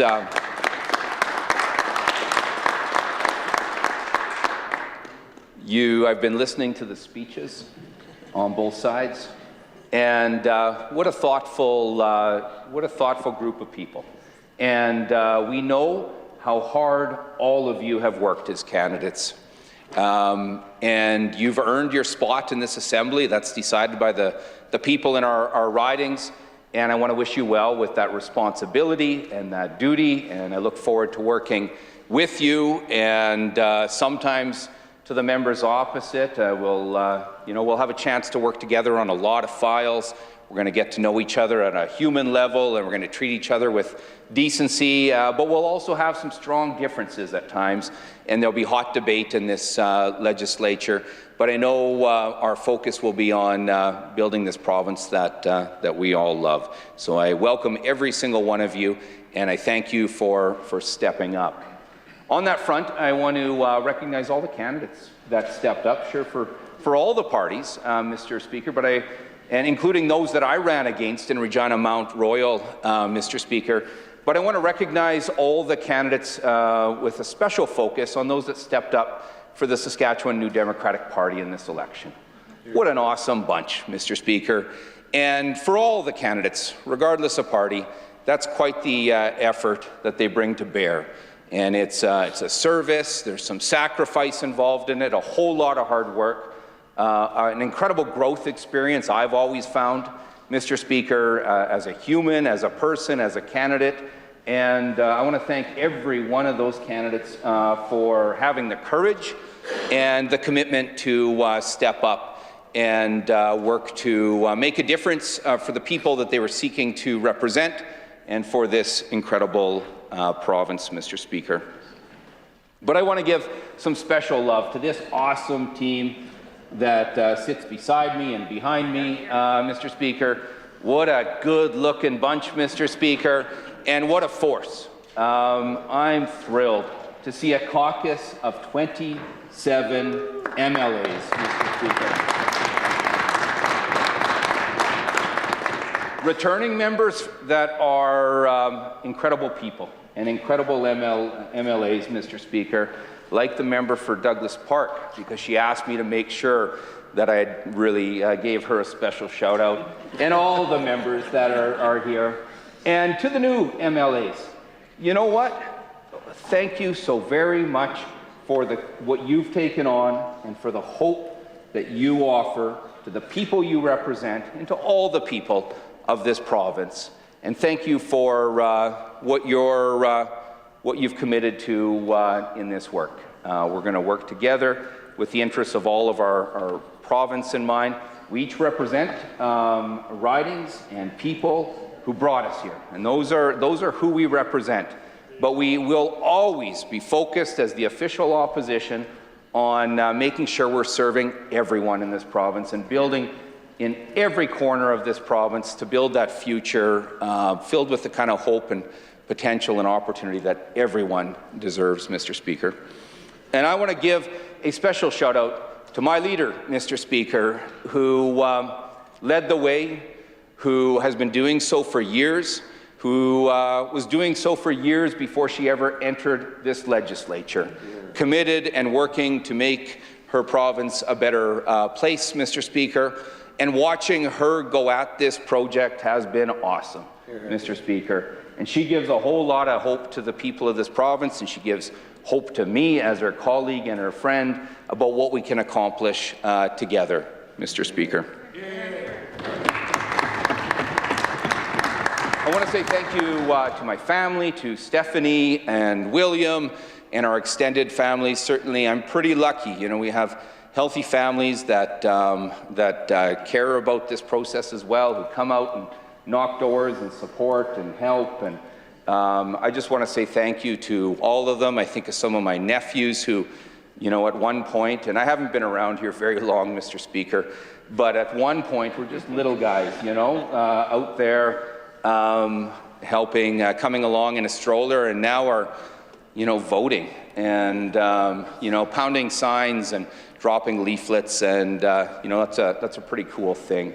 And I want to say thank you to Stephanie, of course. She's an awesome school teacher who works her butt off day in, day out for the students in her school, who works incredibly hard to support the family as well, who is independently minded and can put me in my place any day of the week, Mr. Speaker. She's sometimes wrong, never uncertain, Mr. Speaker, but she is an incredible leader in her own right, Mr. Speaker, and works incredibly hard in her career.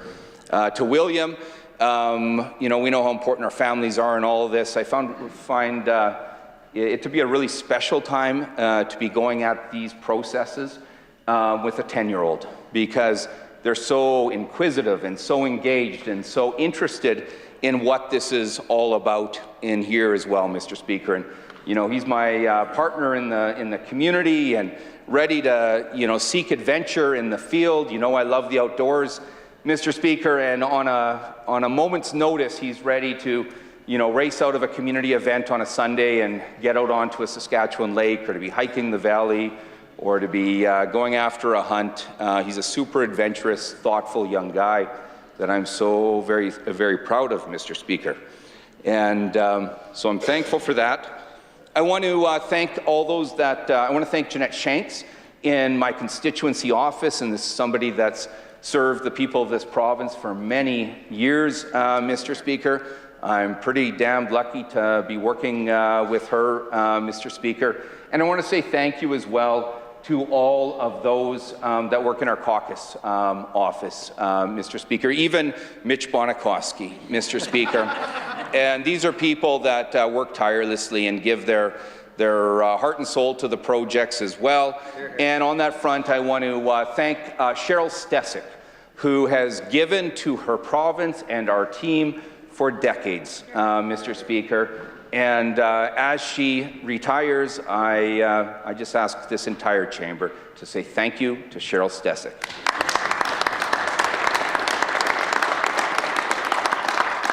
There's someone seated behind the bar, Mr. Speaker. He's got a new haircut. He's looking sharp, and that's none other than the former member for Elphinstone Centre, one of my brothers in this work for a long period of time, and a mentor and a guide most of the time.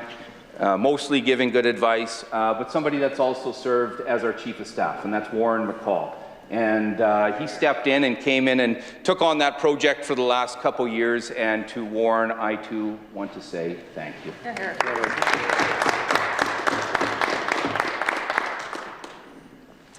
Most importantly, Mr. Speaker, I just want to say thanks so much to the people that have entrusted me to represent them once again. I will never take this duty lightly or for granted. Mr. Speaker, the boundaries of the riding I represent changed substantially in this election, about a 30% change to the boundaries.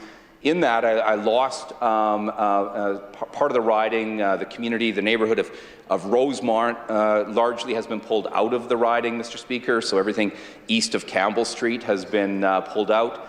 And these have been awesome people that I've been really lucky to work with and serve for a long time. In many ways are the people that brought me to the dance, Mr. Speaker, and I'll always be there to continue to work with them, Mr. Speaker, along with their new incredible MLA. They've certainly traded up, the member for Elphinstone Centre, Mr. Speaker.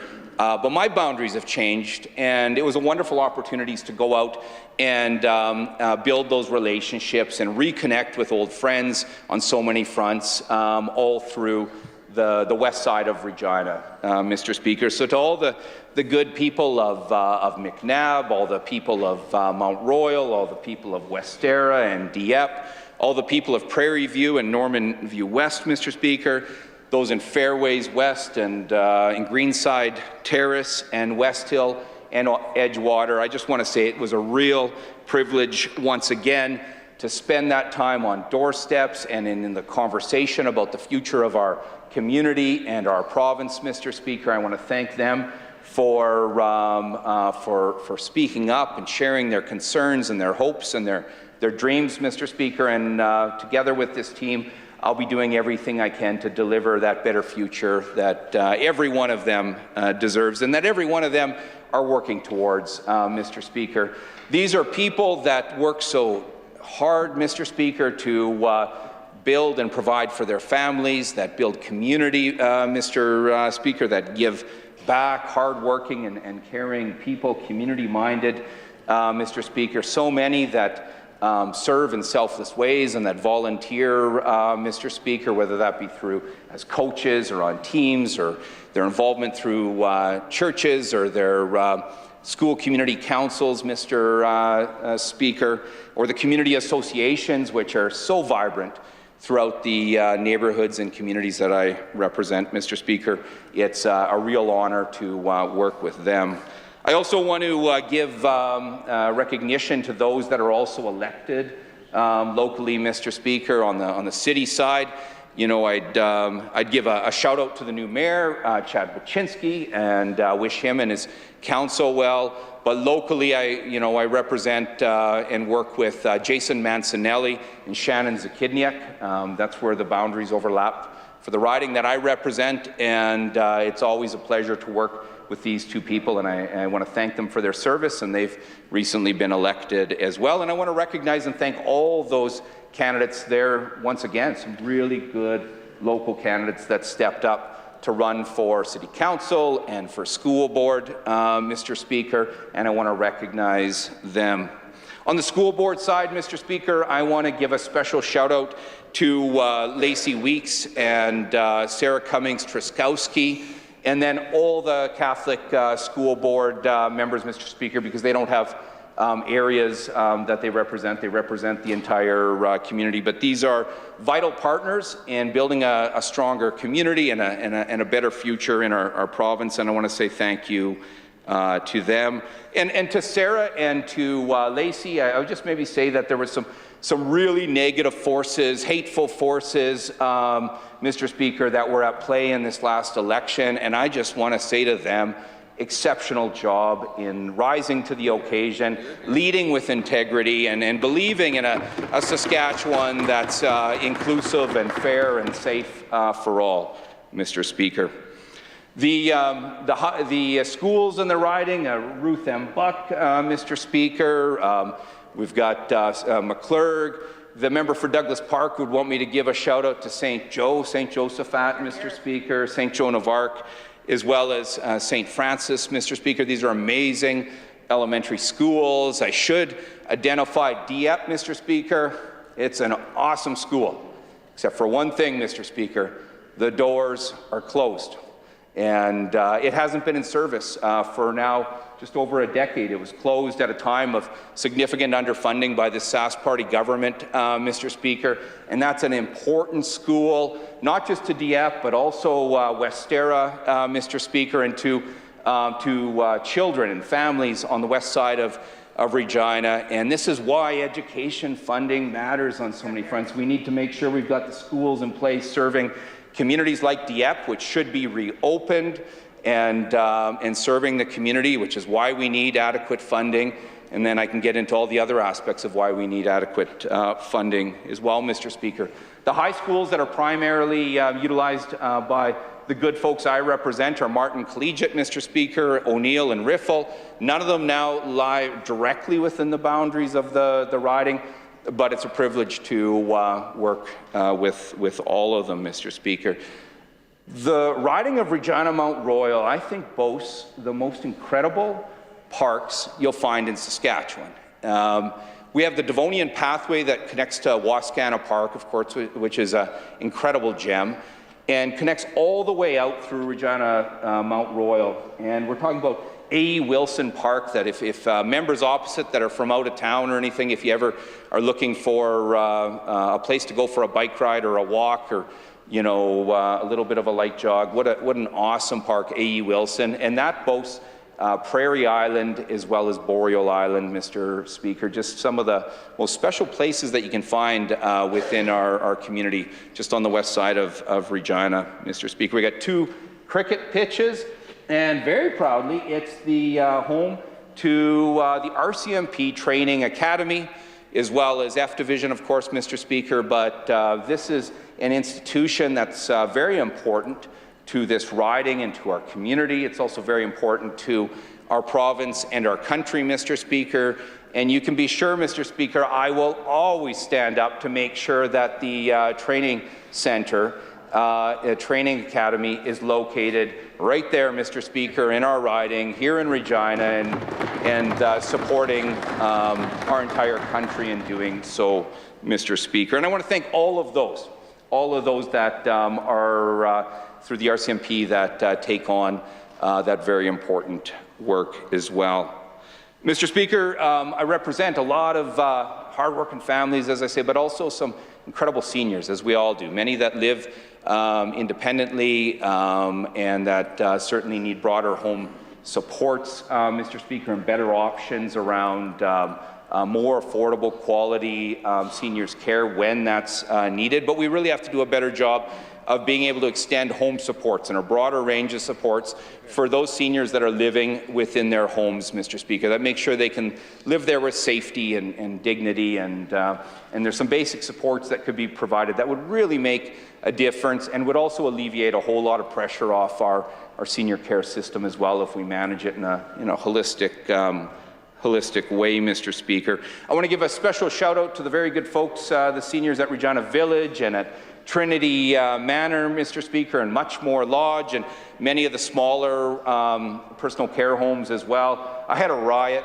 with these seniors through the election. I've gotten to know many of them over the years, Mr. Speaker. In a place like Trinity, you have many seniors that have come from all over the province, of course, and you get to learn their life's path and their life's contributions. And to all of the seniors that I represent, I want to just thank them for their trust and let them know that together with our team, that we're committed to making sure that they're a priority as well in this province of ours. Mr. Speaker, some of the issues, I haven't watched the clock here. I suspect I've been up for about 2 minutes. Yep. So I've got about 18 more. As far as some of the issues, Mr. Speaker, I guess the first and foremost, and this is something that's emerged a bit more, of course, post the election, but it would be wrong for us not to identify, what looms with respect to the question and instability and potential devastating impacts of tariffs that the incoming president of the United States has spoken of. I know that on what we believe on this front is that, of course, this would be devastating for Saskatchewan and our industries. I think of our agricultural sector and livestock producers. We just came over today from meeting with APAS, the Agricultural Producers of Saskatchewan, and had a real heavy focus about this. And we understand the integration of this trade and this industry, which is the reality on so many other industries as well. And I guess our message on this, and it came from our leader on this front, and again reiterated here today, is that there's moments in our province and our country where you simply need to have all hands on deck, where you need to be prepared to focus on the best interests of our province and our country and work together as much as we can in a united and effective way to address the challenge and to be successful, Mr. Speaker. Well, certainly with respect to these tariffs, this is that moment. And, you know, my commitment as an MLA, the commitment we heard from our leader, and I hope and suspect it'll be the approach of government, is that we work in a united way on this front, making sure that we're effectively able to make the case to the United States and able to make the case as part of that Team Canada effort representing this incredible province of Saskatchewan, Mr. Speaker, that we bring our solid case forward and that we work together. All industries, Mr. Speaker, every corner of this province, that we simply come together and make sure that we secure a position, a changed position of that incoming president that protects the interests of this incredible province, Mr. Speaker. So that's our commitment on that front. With respect to some of the other issues, Mr. Speaker, for the good people I represent, and issues that we will be driving in this legislature, Mr. Speaker, it's the cost of living. You think of how hard people are working, and we see it. The desperation, Mr. Speaker, for so many that are dealing with the costs and sometimes with mounting debt in face of that as well, Mr. Speaker. We really have to do all we can to provide some cost of living relief. It's part of why we've been so focused on recognizing that challenge for a number of years and calling for urgent relief and doing so now in this new legislature, because delaying meaningful support or slow-walking that support just doesn't cut it for the hardworking people I represent or the people I know in ridings right across this province. And, you know, we've pointed out that, you know, in face of a once-in-a-generation cost of living challenge, we've had a government that, worse than being asleep at the switch, has piled on and made things worse. Piled on with historic tax hikes and cost increases at a time where families desperately need some relief. It's hurt families at the household, in their households. It's also hurt our economy as well, Mr. Speaker. So together with this leader and this team, we're going to keep pressing and keep fighting to deliver the cost of living relief that Saskatchewan people need and deserve. Mr. Speaker, health is very important to everyone in this province. It's critically important to so many of the rural members. I could identify where we've had hospitals that are closed in their ridings, where services aren't being provided, and I know they're gonna, I hope, speak to those pressures and those challenges, but I know this team will right here. We're going to represent the interests of health care and health for those we represent in our ridings, but everyone in this corner and all the rural corners of this province, Mr. Speaker, in northern Saskatchewan as well. And this is access to ERs, Mr. Speaker, that respond in a timely way, where you're not waiting hours upon hours at a time where you desperately need care and support. This speaks to the challenge where we have over 200,000 families, people without a family doctor or primary care, Mr. Speaker. This doesn't cut it. Leaves families far too vulnerable. Or the reality that I know we hear often as MLAs, where we have those that are in terrible pain, Mr. Speaker, terrible pain, and that are living some really tough circumstances as they wait for surgeries, yet those dates continue to get punted down the line as we've now got the longest surgical wait lists in Canada, Mr. Speaker. Or if you look at the need for services like mammograms, Mr. Speaker, or diagnostics that are critical, Mr. Speaker, you know, this current government just hasn't gotten it done on this front, Mr. Speaker. And the gaps in expectation and service and what people need are many. We're going to continue to push on this front, to propose solutions, and to make sure that we build back up this healthcare system that is so vital to everyone in this province, Mr. Speaker. I want to identify as well around mental health and addictions, Mr. Speaker. We just have to go beyond the rhetoric, Mr. Speaker. We have to go beyond the empty words. We have to go beyond the empty facilities, Mr. Speaker. People need care when they need it. It's not good enough that someone dealing with mental health challenges or addiction reach out at a time where they need help, and that help isn't there for them, Mr. Speaker, and that it's off a number of months, Mr. Speaker, and not available. Mr. Speaker, there's a window of opportunity to extend that service and that care and those supports, Mr. Speaker, and the consequences of not having those supports are just so tragic, Mr. Speaker. Some of the most awful losses that families endure across this province, Mr. Speaker, and we have to get beyond the rhetoric. We have to, get about delivering for the people of this province. I think of the facility down in Lumsden, Mr. Speaker, where, it's one thing to issue press release after press release and send the balloons in the air, Mr. Speaker, to take the interviews, but then it's something else to actually get her done. And this is a government that's been sending millions and millions of dollars to an out-of-province corporation on this front and have been touting this facility, Mr. Speaker, at a time where people are dying in Saskatchewan as they seek services and treatment, Mr. Speaker, only to find out that that place has been sitting empty. Shame. Empty, Mr. Speaker. Millions of dollars flowing out of this province, and that place is sitting empty. Now, we need to go beyond the empty rhetoric on this front, Mr. Speaker, and we need to deliver for people. Right. We need to find the solutions, and we need to make that happen. And certainly, that's a commitment on our end, Mr. Speaker. And we're ready to work with government on this front at any point. We need action on crime, Mr. Speaker, across this province.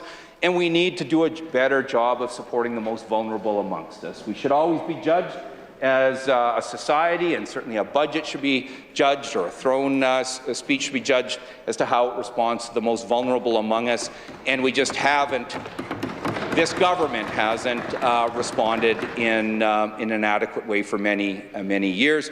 And very unfortunately has actually taken measures and made choices that have made things much worse for people, and we see it in our communities, Mr. Speaker. Families see it as well in the challenges that they face.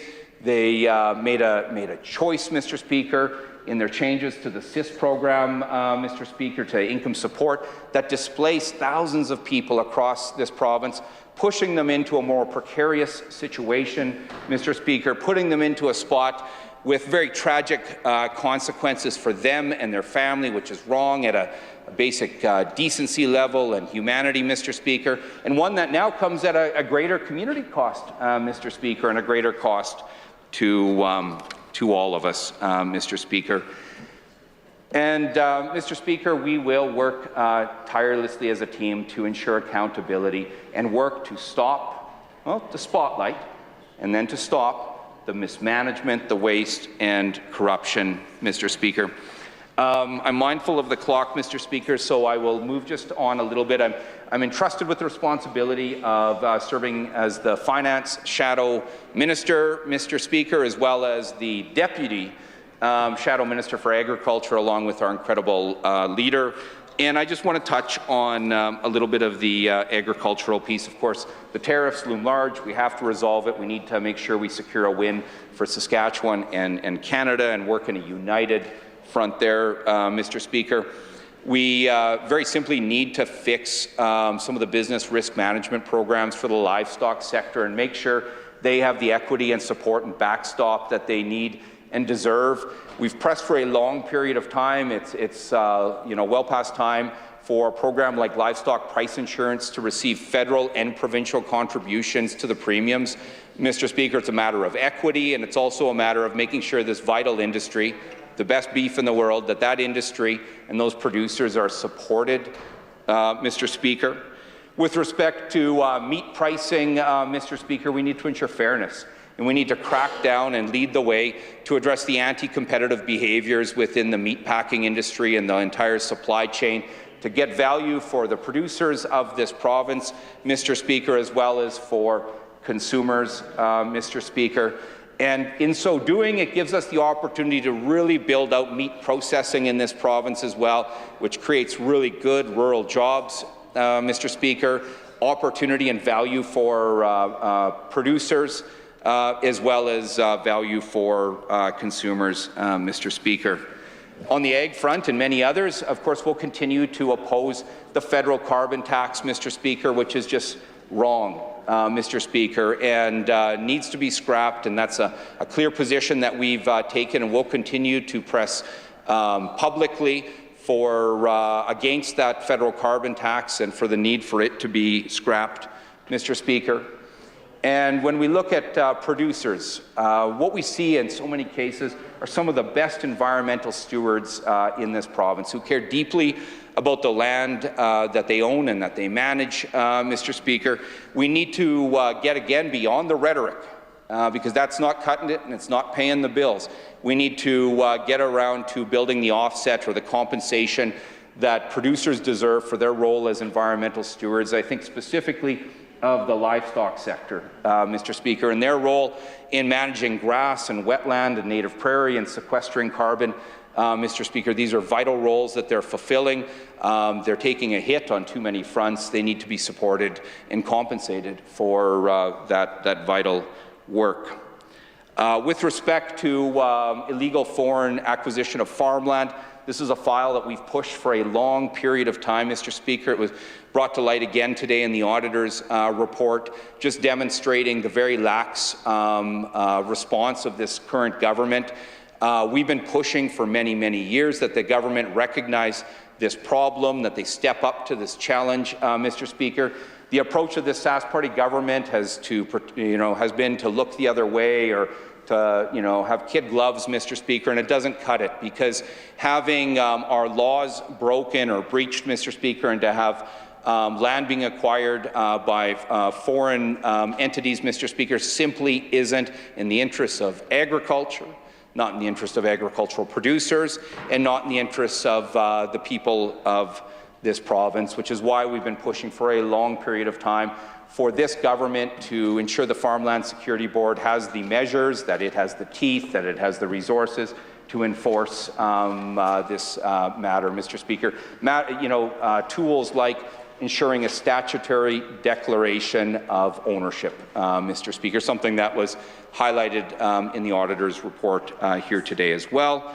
We'll always work to make sure that our rail system is performing for producers and exporters, Mr. Speaker. Again, too often we see the kid gloves with the duopoly. We see the laissez-faire approach of this government, Mr. Speaker, fail producers across this province at critical times, and exporters in this province. Will always expect our government, and will always take a leadership role on this front, and we need to make sure that we're leading that conversation with the federal government and with the CTA and with respect to the Grains Act and with respect to short lines and producer cars and other needed reforms, Mr. Speaker. And with respect to one final item that I'll touch on agriculture here today, we also have a government that's been missing in action at a time where the Bunge merger of Viterra is underway. This is a government that's been missing in action. And we're talking about something that has potentially significant impact for this province, Mr. Speaker. And we've had, instead of leadership from this government in doing an economic assessment and leading the way and being public with their voice, it's been the producers of this province who have done the heavy lifting, Mr. Speaker.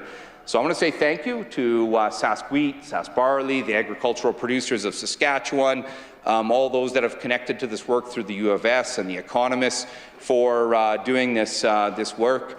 Mr. Speaker, work that the former Minister of Agriculture couldn't find the time or the voice for, Mr. Speaker, but this merger continues to advance, and decisions are being made by governments around the world. The EU has given it a thumbs up, Mr. Speaker, but the EU doesn't represent the best interests of Saskatchewan, and it's incumbent on this government to make sure the best interests of this province and our country are at the forefront, Mr. Speaker. And when you look at the serious hit to producers' incomes, almost $1 billion annually, Mr. Speaker, if you look at the reduced competition as a result of this massive takeover by Bunge, if you look at the impacts on rail performance and ports, Mr. Speaker, if you look at the questions and risk around jobs, right across this province and in canola crush as well. If you look at the impacts on canola crush opportunities in this province, we certainly expect our provincial government to be able to stand up and use their voice and speak out against a merger that simply isn't in the interests of our province, Mr. Speaker. With that being said, my colleagues have been very patient with me. I think I might have gone 30 seconds past my allocated time. Mr. Speaker, what I want to say to everyone in this Assembly once again, all MLAs, all those new ones that are elected, welcome to this legislature. I wish you well in fulfilling that responsibility. I can't wait to work with all of you, and I hope that's going to be real constructive most of the times. To the crew on this side of the Assembly that have stepped up and inspired us all, and I can't wait to get at building this awesome province with all of you and together with our leader. Mr. Speaker, we're all in pursuit of building that better, fairer future for all, Mr. Speaker. And with that being said, I won't be supporting the motion, but I'll be supporting the amendment put forward by my good buddy and leader, the MLA for Wall Shakers. Thank you, Mr. Speaker.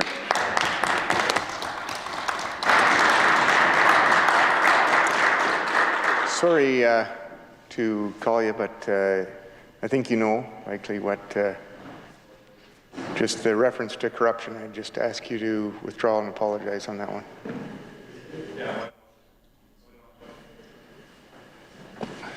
Withdraw and apologize. You recognize the member from Athabasca. Speaker, I want to say thank you first of all to my colleague from Regina Mount Royal, for his heartfelt speech. Everything that he does is heartfelt when it comes into the Legislative Assembly. And so, a lot of people have been saying over the past couple of weeks that there's a possibility that we would be twins, and I do appreciate that. So firstly, I just want to say thank you to my Uncle Rick and Aunt Val for sticking around for me to have the opportunity to do my speech. So I know they have a long ways to travel, and they got to travel all the way to Beauval. So I just want to say thank you for sticking around. I'll make sure that I do this quick. Thanks. Okay, I'll make them stick around longer. Okay. All right, so with that, Mr. Speaker, firstly, I want to congratulate you on the election as Speaker for this Legislative Assembly. Our role is so crucial for debate and business, and that will occur and most impact the Saskatchewan people. As I come from a Cree Michif family in northern community called Beauval, CP6, I want to briefly share with you the term we would use to call a speaker in our Cree language. We say Ugama Napio. And the meaning of that is a leading man.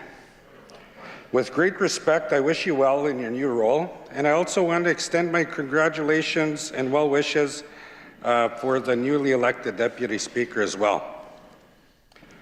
To all my honourable colleagues in this House, both returning and newly elected members, I congratulate you all on your successful campaigns and echo the sentiment shared with our honourable leader of the official opposition. We were sitting in here and being sworn in, just over a week ago, and one of the things that she had said, and I quote, "You can be proud of the faith and the trust your neighbours, your constituents have placed in each one of you, that the people of Saskatchewan have placed in our team. And we'll never forget that we work for them," end of quote. I wish each of my colleagues success in their roles and what they take on in representing their constituencies, Mr. Speaker. I also want to take time to acknowledge a former member, Mr. Jim LeMaig, who served as the MLA for Athabasca from the time of his by-election in 2022 up until 2024. He is a member of the Clearwater River Dene Nation, a nation who I have good ties to and respect very much. Although he was a member of the government caucus, the people of Athabasca constituency put their trust in him for a time, and I recognize his presence that he had in his chamber. I wish nothing but good for Mr. LeMaig and his future endeavours. Ugama Napio, Mr. Speaker. It has been my immense honour that I stand in the House as a member proudly and humbly representing the people of the Athabasca constituency, which include the communities of Sipisik, Beauval, Sagamiak, where I come from. I want to say also representing Bear Creek, Buffalo Narrows, Dillon, the Buffalo River Dene Nation, Kino Lake, Cree First Nation, Black Lake, Dene Sulin First Nation, Black Point, Clearwater River Dene Nation, Coal Bay, Camsell Portage, Dory Lake, Fond du Lac, Dene Sulin First Nation, Green Lake, Isla Cross, also known as Sakatawak, Jans Bay, La Loche, La Plonge, Michelle Village, Pachinak, and the English River First Nation, Pine House, St. George's Hill, Stony Rapids, Turner Lake, and the Birch Narrows Dene Nation, and also that of Uranium City. I acknowledge all of these communities today in the House, perhaps some being spoken for the first time here at the Assembly, as they are each unique to the Northern region and offer a special history and future for our province. It is the time that I was able to visit throughout the North, and I've done that for many years. I visited with a lot of friends and family throughout not only Athabasca, but in other regions throughout the country, as I did community outreach and worked with so many different communities throughout our beautiful country. I was able to do a lot of visiting, and I was grateful not only for the support that I was offered over the campaign, but the hospitality and generosity that I was greeted, and reminded me how proud I was to be a Northerner. No matter where I visited and who I visited with, the people of Athabasca constituency were kind enough to sit down and hear out my reasons for running for this role. And even if they weren't supporting, they still fed me. Every time I went someplace, Mr. Speaker, they offered me moose meat and bannock and libe and all of these different things. And, and fish. That was one of the things that I sat and I ate so much fish, and it brought back so many memories. So I was really happy to be able to sit down and visit with all of these cookums and mushums from all over. Our Northerners they're famously known for that, for their kindness. We offer our neighbors food to eat. We have coffee, we drink tea. Despite our differences in opinion, we hear each other out. And when somebody from the community needs support, others from the community are quick to jump and help where is needed, and that's something we're known for in northern Saskatchewan, is that when somebody needs to help, we're there to support them. It is for that reason, Mr. Speaker, I am proud to stand in the legislature representing communities who continue hospitality and generosity offers to this province, and they offer so much. I do, however, Mr. Speaker, want to foreshadow in my first address to this House the focus that I will have in as being an advocate and an elected MLA for Athabasca. As I mentioned before, the North offers so much to this province in terms of beauty, people, natural resources, economic prosperity, culture, knowledge, and so much more. And it was perfectly the video that they showed last night when we were at the gala and talking about northern Saskatchewan when it came to education. It was so important for people to see that. And so I'm really proud. As I mentioned, you know, the North offers so much, the culture of knowledge and so much more. But in a short time, I was able to reconnect and visit with many strong communities.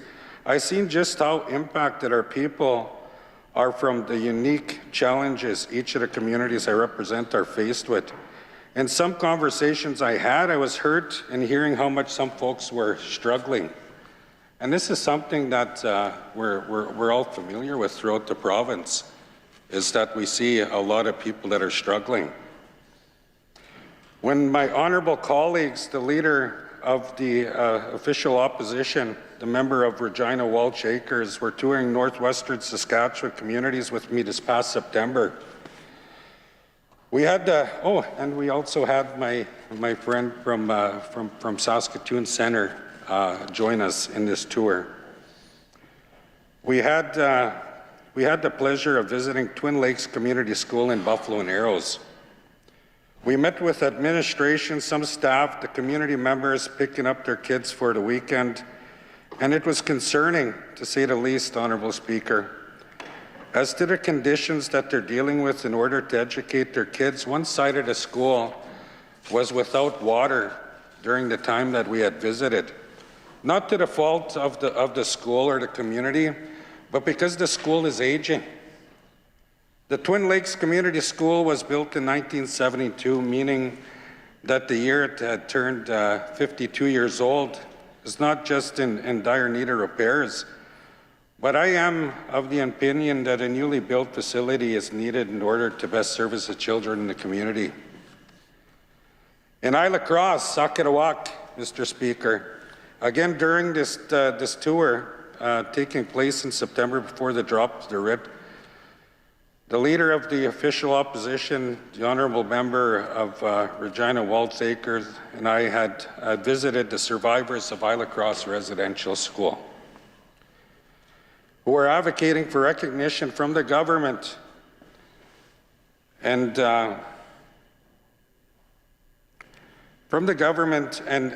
started speaking about their experiences at the school. People that are advocating recognition of the government, and there's been a lot of people that have been advocating with the group, and you know, I want to say that I'm very proud of the people of Isla Cross, the elders and the survivors, not only in Isla Cross, but they're survivors that live throughout the country, and for their resiliency, and it really does show.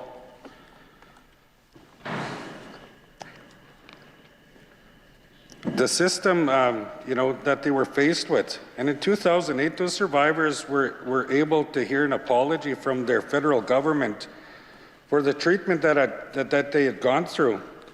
Today, Mr. Speaker, the survivors of the Isla Cross Residential School, whom underwent similar circumstances to those survivors in the Indian residential school system, continue to fight for their stories to be heard, experiences recognized, and for an apology to be made to them.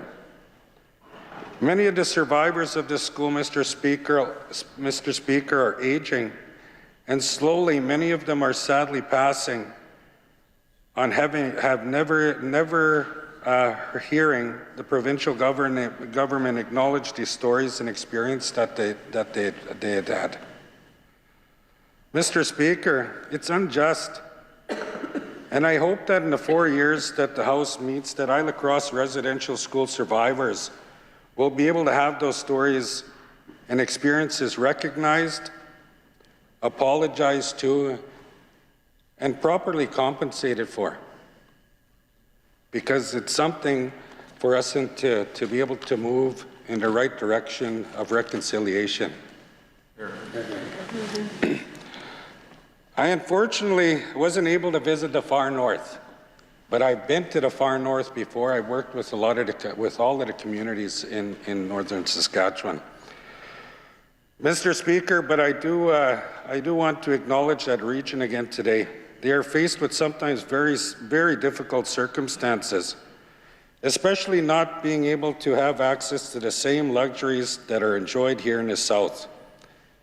In the last Legislative Assembly, I was happy to hear that Northlands College would be collaborating with Fond du Lac, Denny Siouxland First Nation to expand educational opportunities in the North, especially for the folks of the far North region.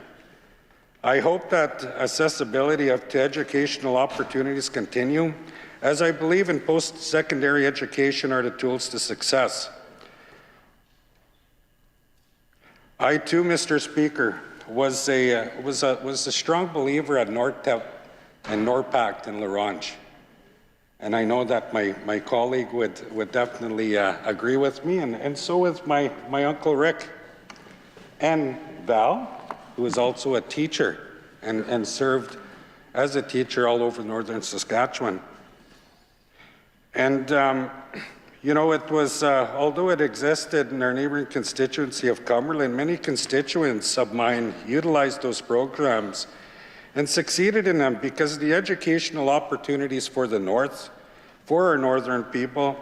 I hope that these kinds of post-secondary opportunities can continue to exist in the North without the programs being taken away from the northern communities.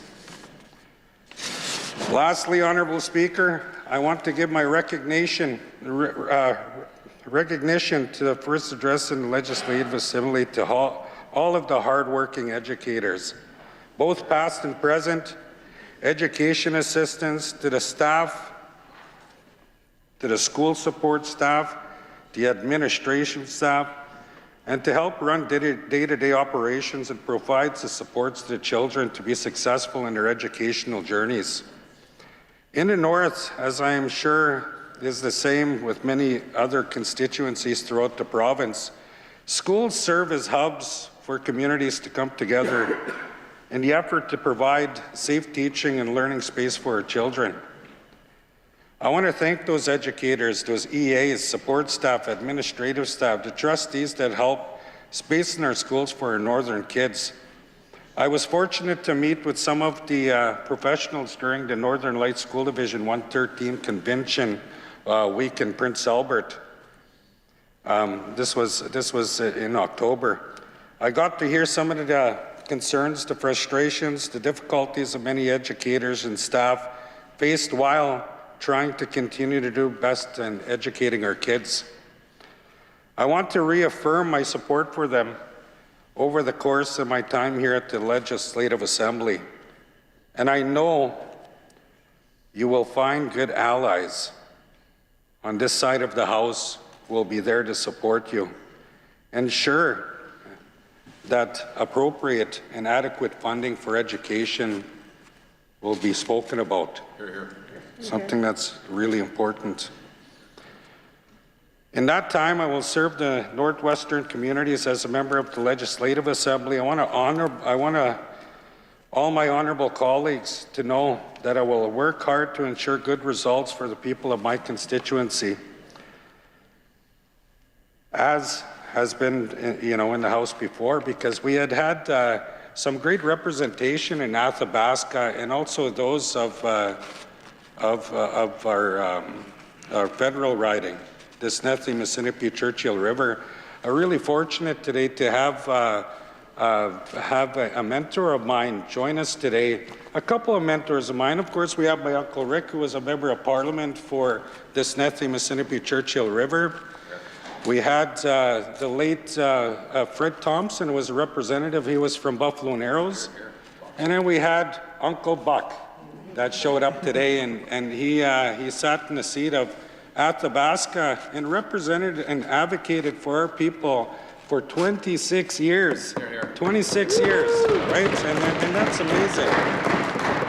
And so I have a lot of respect for these men. They guided me through a lot, and they encouraged me.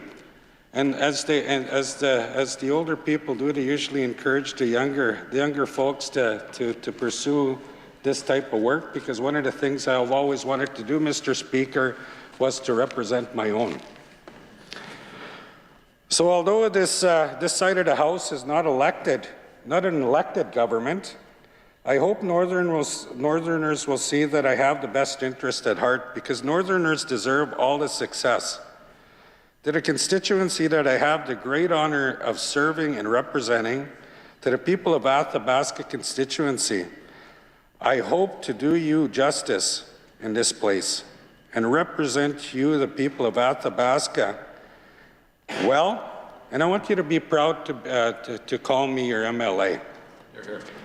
Thank you again to the people of Athabasca constituency for loaning me the support and allowing me to serve you, because it was something. I was always the guy in the background. They called me the Escapio, the helper. I was one of those guys that was in the background, and believe it or not, I worked with a lot of campaigns, not only in this province, but throughout our country. And so I was given a lot of opportunity to meet a lot of amazing people that sat in representation throughout this country, Mr. Speaker. I want to thank my beautiful wife, Diana, my 3 children, Tiori, Parker, Adler. I want to say, thank you very much for allowing me to run for office. It was a conversation that I'd had with my family, because after 25 years on the road, I got off the road and I started working for a nation of Flying Dust First Nation, where I'm also a member. And I got off the road and worked with them in mental health and addictions. I worked as a community wellness manager, overseeing all the prevention and everything else. And so I had the opportunity to get to know my people there as well. And I'd asked my wife, I said, is this something that I need to take on? And she said, absolutely. Because, as long as I've known you, she said, you've always wanted to represent your own, and I would have been a hypocrite when I've traveled all over the country and told a lot of kids, if you have a dream, then you need to live it. You push for it. You push for it. And this has been one of my dreams, Mr. Speaker. I want to express my gratitude to my wife and my children, because without them, I wouldn't be standing here today. And we need to thank our families every day. One of the things that I was taught as a Nahil person in the North is that every day we wake up in the morning, we give thanks, Mr. Speaker. Give thanks for today, give thanks for our friends and our families, and I do that on a daily. I tell my wife and my kids I love them very much. I want to express my gratitude to some people in my life that aren't here on earth anymore, but deserve their names to be said in this speech, as I would not be here if it wasn't for them. I want to thank my late mom, Marlene, my dad, Joseph, a.k.a. they also known him as Dudap. He was also an educator himself. And they passed away. It's going to be 40 years on January 5th since I lost my parents, but their names need to be mentioned here. I want to thank my parents for always being good neighbors and good community members to Beauval. I tell you, when we lost them in that community, the community and the whole North was impacted by that. We felt it. And I want to make them proud. I want to thank, obviously, my community of Beauval, CP6. It's the beautiful valley. If you guys haven't had the opportunity to go and visit it, you make sure you get up there, and you'll see what kind people we have in my community. And I tell you, they'll feed you. That's just what they do. I want to acknowledge my late grandfather in Cree. We say Mushum. I want to acknowledge my Mushum Nabiwitz, they called him, Marcel McKay. He was originally from Buffalo Narrows. He was a cousin of Fred Thompson. And you know, he really pushed when it came to the elections. He would hop in his truck and he would drive people to the polls himself. I lost my Mushum a couple of years ago, but he really cared about the democratic process, and he really cared about the people to get out there and vote. He always spoke about that.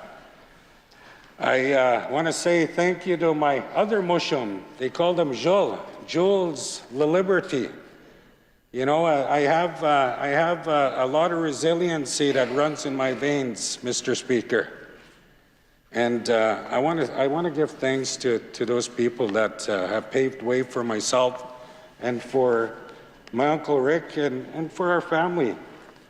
I want to say thank you to my Cookums, who are my grandmothers, my Cookum Isabel McKay, Obashaw, and also to my little Cookum that I lost a few months ago at 97 years old. Josephine La Liberty was also a Bouvier, but also a survivor at a school in Isla Crosse. So I want to be able to advocate on their memory as well, because we seek reconciliation, and it's something that we need to do before we could move forward. And so this is something that I'll be meeting with my colleagues. And of course, we have to work as colleagues in this assembly. It's, you know, I know that we're going to be having debates and everything else like that, Mr. Speaker, but it's important for us to be able to work for the betterment of all people of this beautiful province that we call home. That's something that's really important. So, to my home community of Beauval, the place that I grew up in, you know, I want to say thank you to the friends and family, the people that are still here, the people that have gone now, Mr. Speaker, because over the past few years, a lot of mentors of mine, elders, Mushums and Cookums, community members, people all over northern Saskatchewan that took me under their wing, Mr. Speaker, that mentored me, that had taken care of me while I was going through a tough time in my life, but also as going through a healing journey. You know, and I know we had a bit of a conversation with some of the members that I met here on my side and even on the other, that we knew a lot of people, the same people throughout the north. And I want to say thank you to all of those people that had taken me under their wing. It was something that was really important, and it means a lot to me because, again, with those individuals, I wouldn't be here today.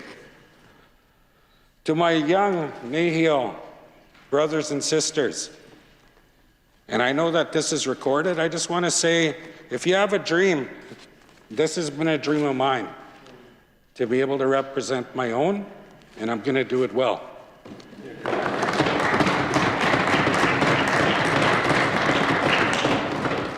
So with that, I want to say thank you to all of the volunteers, all of the people of the Athabasca constituency. There was a lot of people that went and helped me through my campaign. There was a lot of driving.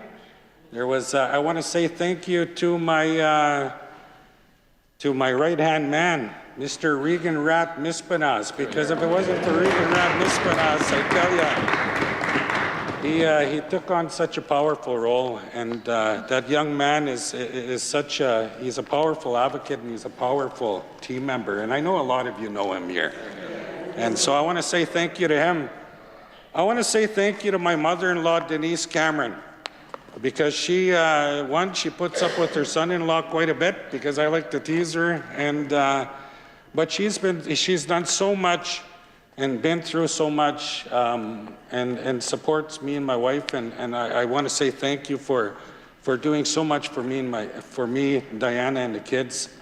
I want to say thank you in memory to my late father-in-law, who was an RCMP member. His name was Howard Cameron, out of Beardy's and Okamasas First Nation. I want to say thank you in memory to my sister-in-law, who lost her life in the line of duty, serving her country, serving this province, Constable Robin Cameron.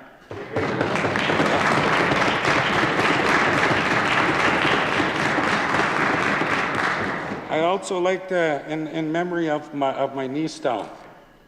I have a lot of niece Stels actually, but this one here, we lost him a few years, just a couple of years after we had lost Robin.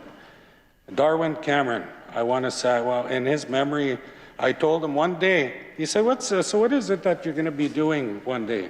And I said, I'm going to be standing in the Legislative Assembly and speaking on behalf of my people in northern Saskatchewan. And so this is what I'm doing. So with that, I want to say thank you to everybody here. Mr. Speaker, I want to say that I appreciate everybody in this House. I have a respect for everybody. I was always taught to respect, and I'm sure that I'll get it in return. And I just want to say I feel deeply honored, deeply privileged, Mr. Speaker, to be able to serve with everybody in the Assembly. And I want to say thank you again to have my Uncle Rick and Aunt Val here. It's nice to have people from home be here today, and I'm looking forward to what the next few years is gonna be. I'm really excited about that, Mr. Speaker. So with that, I want to say thank you to my wife, my beautiful babies at home. Actually, one in university. That was hard. That'll be another conversation. But I just want to say thank you to my colleagues, thank you to my friends, thank you to my brothers, my sisters. We are going to do well by people in which we represent. I want to say, Tinigi, merci, mio gisigansi, Mr. Speaker. I appreciate you. Thank you so much.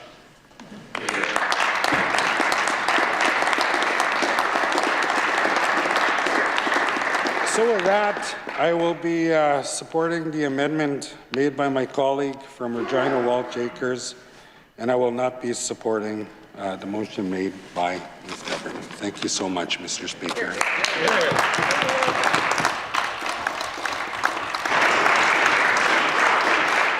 I recognize the member from Humboldt-Watrous.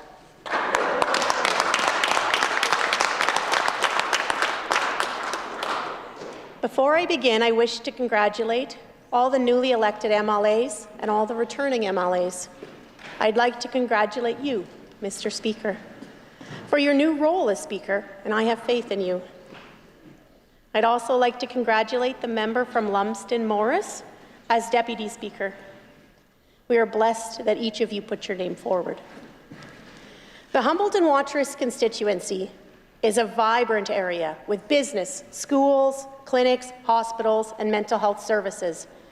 Businesses for ag, crop input suppliers, industries such as manufacturing, engineering, design, research and development, just to list a few. First and foremost, they are reliant on the people who work hard to build and maintain our province. They voted and spoke loudly. They don't want to slide into decline. People are the foundation in the Humboldt-Watrous constituency, and I want to take a moment to introduce the Humboldt-Watrous constituency. It sits on a layer of black gold, not the oil kind, but a layer of arable soil. Saskatchewan, without this resource and the hardworking people and families, we would not be the province that we are today. The people that came to this area from all over the world to build a province, to build a nation. This is the foundation that all is built on. The spin-off from this foundation in industry is incalculable.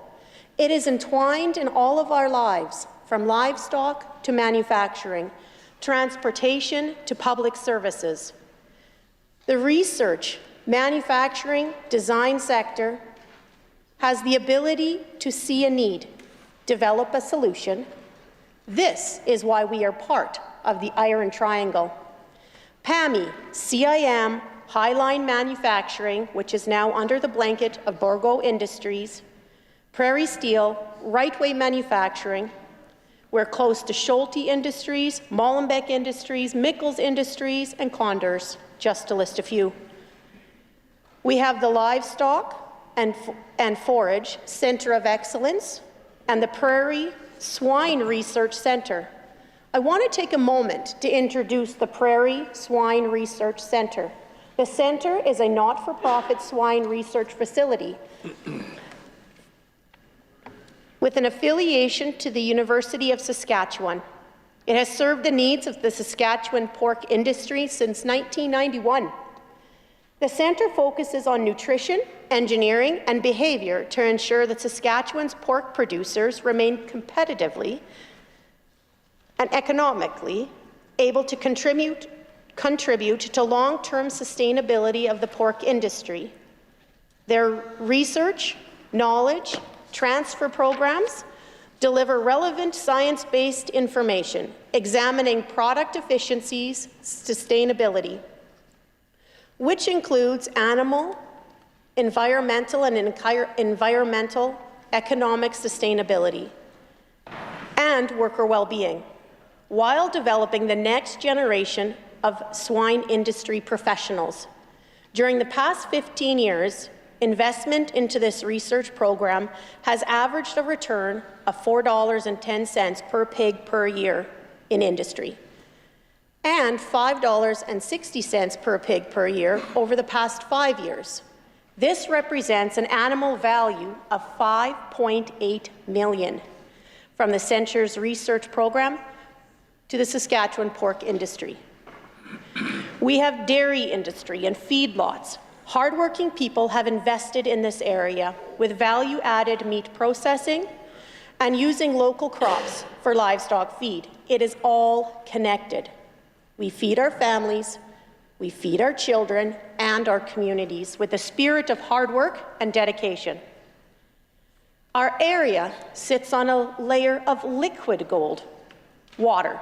No one really thinks of how valuable this renewable natural resource is, but think of where the province would be and what it would look like without water in the equation, while you keep the rest.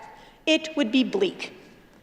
We have some of the largest and best aquifers in the province, and this is reflected in the prosperity and the health of our communities and province. Recently, the Delwood Brook Dam has received $2.5 million of capital investment for a bridge replacement, update to the stop log handling system for safety, and a spillway gate rehabilitation. We have red gold, potash. In 1958, the first mine at Patience Lake started production, and 3 more to follow. The hardworking people and families and their ability to solve problem after problem, which resulted in a safe and thriving potash industry, with 4 mines in the Humboldt and Watrous constituency alone. The product is mined, turned into end product, here for value added. The mining promotes growth, jobs, families, and supports services for people in the area. The economic spin-off from this industry is invaluable. It supports local businesses like tire shops and restaurants, grocery stores, and convenience stores. We have supportive living facilities and long-term care homes, and there's more work to do. I want to introduce Partners Community Services. It is one of our most important and valuable sources for support in the Humboldton District. It is a community-based service. They are the backbone of support, safe and healthy communities.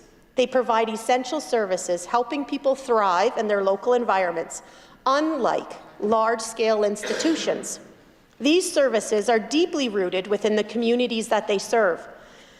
allowing for more personalized care to take into account the unique needs and strengths of each community.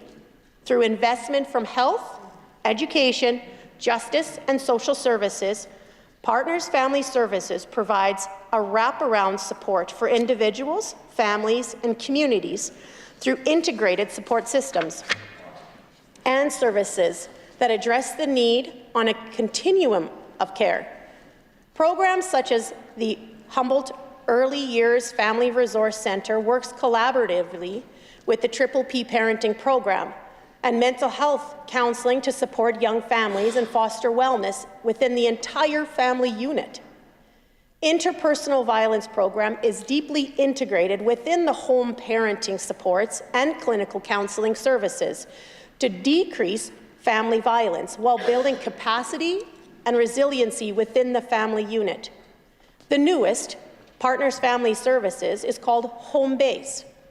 It is an integrated youth service providing vital services for young people, bringing together healthcare, mental health, addiction services, education, employment, culture, community supports, together to serve the youth in one location. Partners Family Services works to recognize that no one program works on its own. It is a multi-sector collaboration which is vital to achieving healthy communities through deeply connected and integrated programming. These services foster connection, build trust, create a sense of belonging, and ultimately build hope for a brighter future.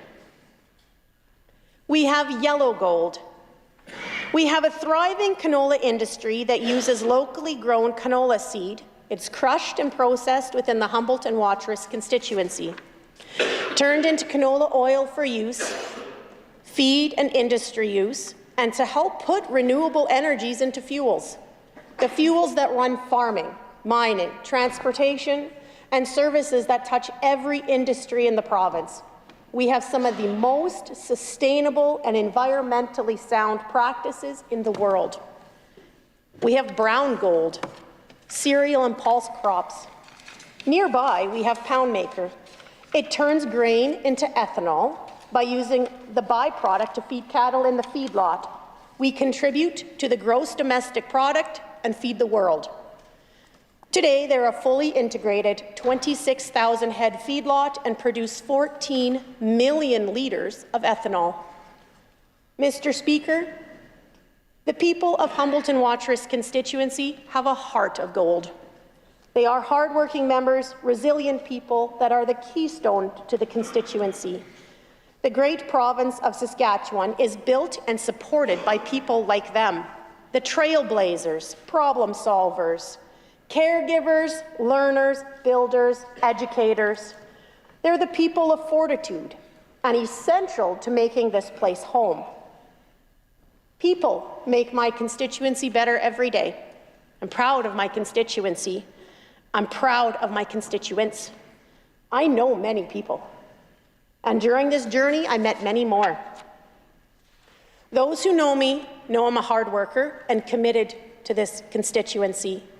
This is a constituency to thrive in, not just survive in. They have voted for a strong economy and a bright future, and there is more work to do. And understand that some constituents face challenges.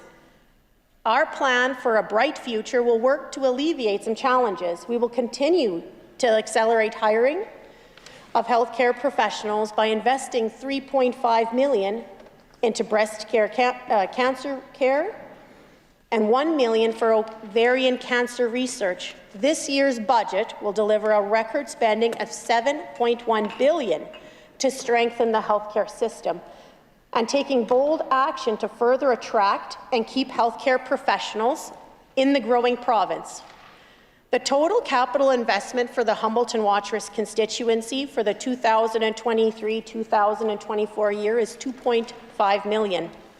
The Watrous Hospital received $1.8 million to build an EMS building to further support the Watrous district. Additionally, our government has a focus on improving reading levels, kindergarten to grade 3, as it's an indicator for future success. hiring more teachers and education support staff. People are our most valuable resource. Increasing education pilot projects to 200 more schools. Saskatchewan's 27 school divisions will receive a record $2.2 billion in operating funds for the 2024-2025 school year.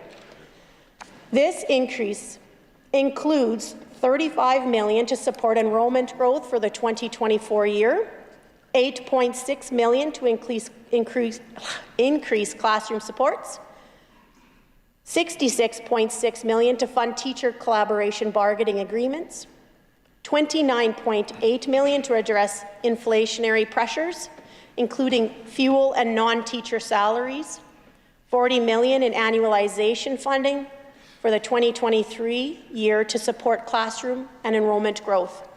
We will see increases to RINC grant funds. This builds and supports community connectedness, community identity, and shared experience. Local constituents have the heart of gold. This interconnectedness of Saskatchewan and the Humboldt-Watrous constituency can be defined in degrees. In the world, it is theorized that we are 6 degrees from separation, and that's all that separates us from one another. We are 6 or less social connections away from one person on this planet through a chain of connections. The connections include family, friends, professional relationships, connections by chance, like getting stuck in a snowdrift, and someone friendly from Saskatchewan, some good old Saskatchewan boys to push you out. To find out that you have a common connection, the only way to find out this is to engage in conversation. If there are 6 degrees in the world, I would say that that Saskatchewan has 3 degrees, and the Prairie Province is 4. It's not uncommon to hear hometown slang like Vico, bunny hug, toque, dugout, clicks, and when you hear it, you know. You are not surprised that they once lived in Saskatchewan or that you have a common connection. All you need to do is engage in conversation and ask.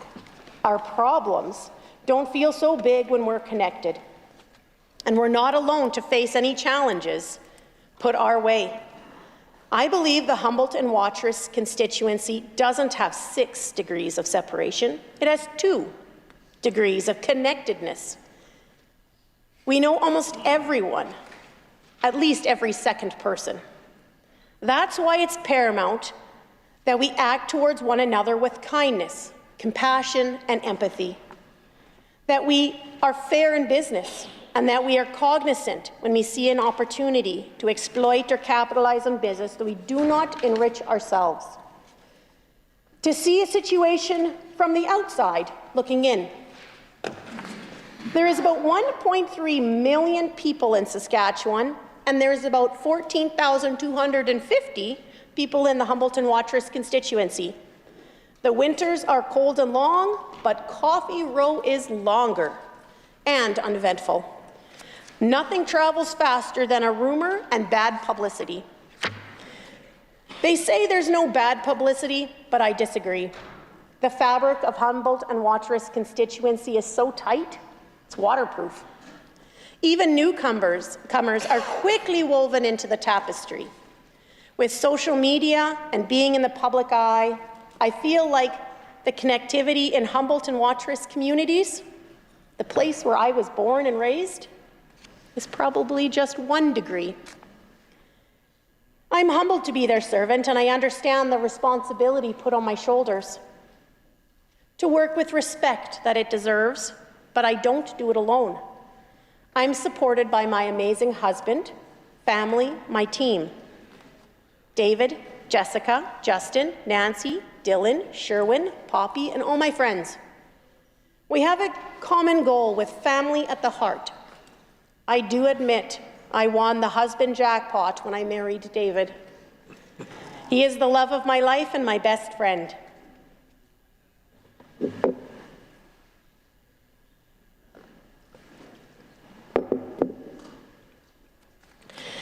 As a new MLA, I'm thankful to the caucus and caucus staff, including Angela Curry, as they work to guide me in this next chapter. I'm thankful for the opportunity to work with Patrick Bunrock, Dylan Poland, and Deanne Marshall. I want to thank the former Ministry of Highways for using those fuel taxes to help build roadways and roadway improvements within the Humboldt and Watrous constituency, Highway 2, Highway 5, and Highway 15. Total capital investment for the Humboldt and Watrous was $26.9 million. To break this apart, Highway 5 received $1.7 to repave east of Saskatoon, $6.8 million for passing lanes and widening as well as grade line improvements, $650,000 for repaving east of Saskatoon, and an additional $13.8 million for an additional passing lane and widening and grade line improvements.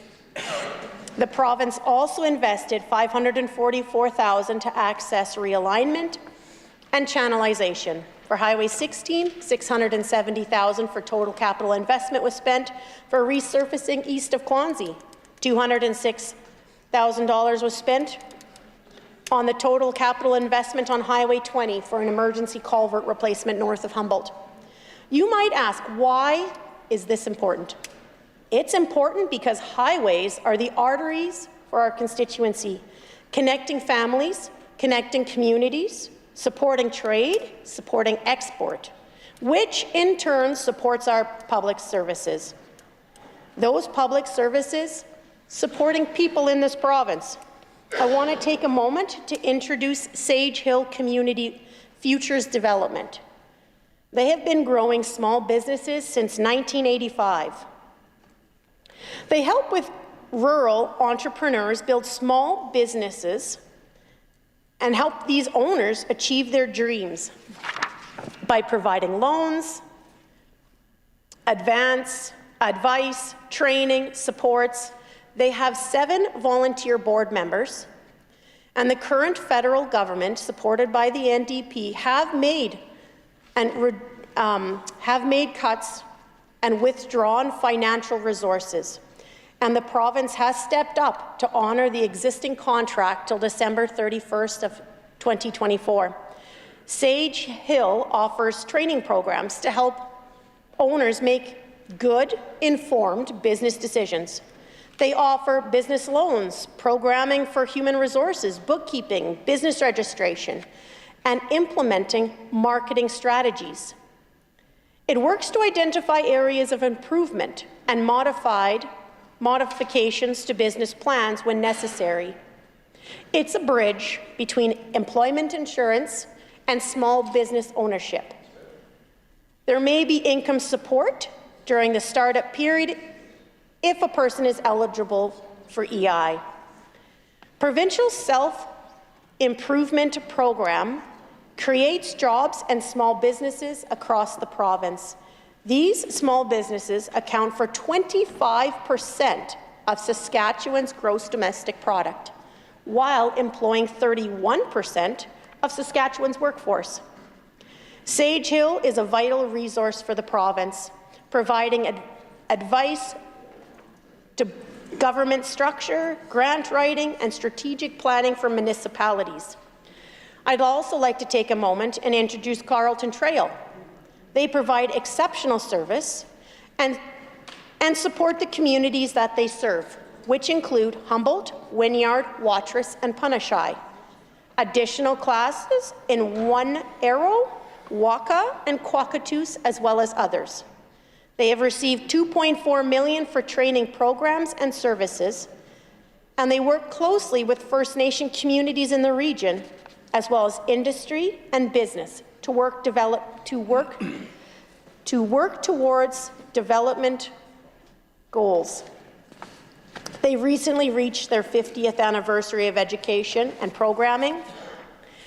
They offer post-secondary programming with a focus on healthcare, business, ag, trade, customized training, as well as English as a second language for newcomers.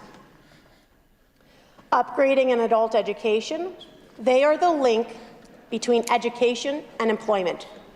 They maintain a close relationship with schools in the region and they manage the BHP Scholarship Program, which provides scholarships to many. Their work does not go unnoticed. They are educating and training our workforce, creating the leaders of tomorrow for a province of tomorrow. We are all interconnected. What happens in one constituency affects another. I would like to thank the Ministry of Social Services for increasing the allowable earnings for the SED program. I support increasing senior benefits for those in the golden years. I support implementing the renovation home tax grant as people build their dreams. More specifically, I'd like to thank Donna Harpower. She was committed to this constituency for 25 consecutive years and served as the longest-sitting female cabinet minister in Canada.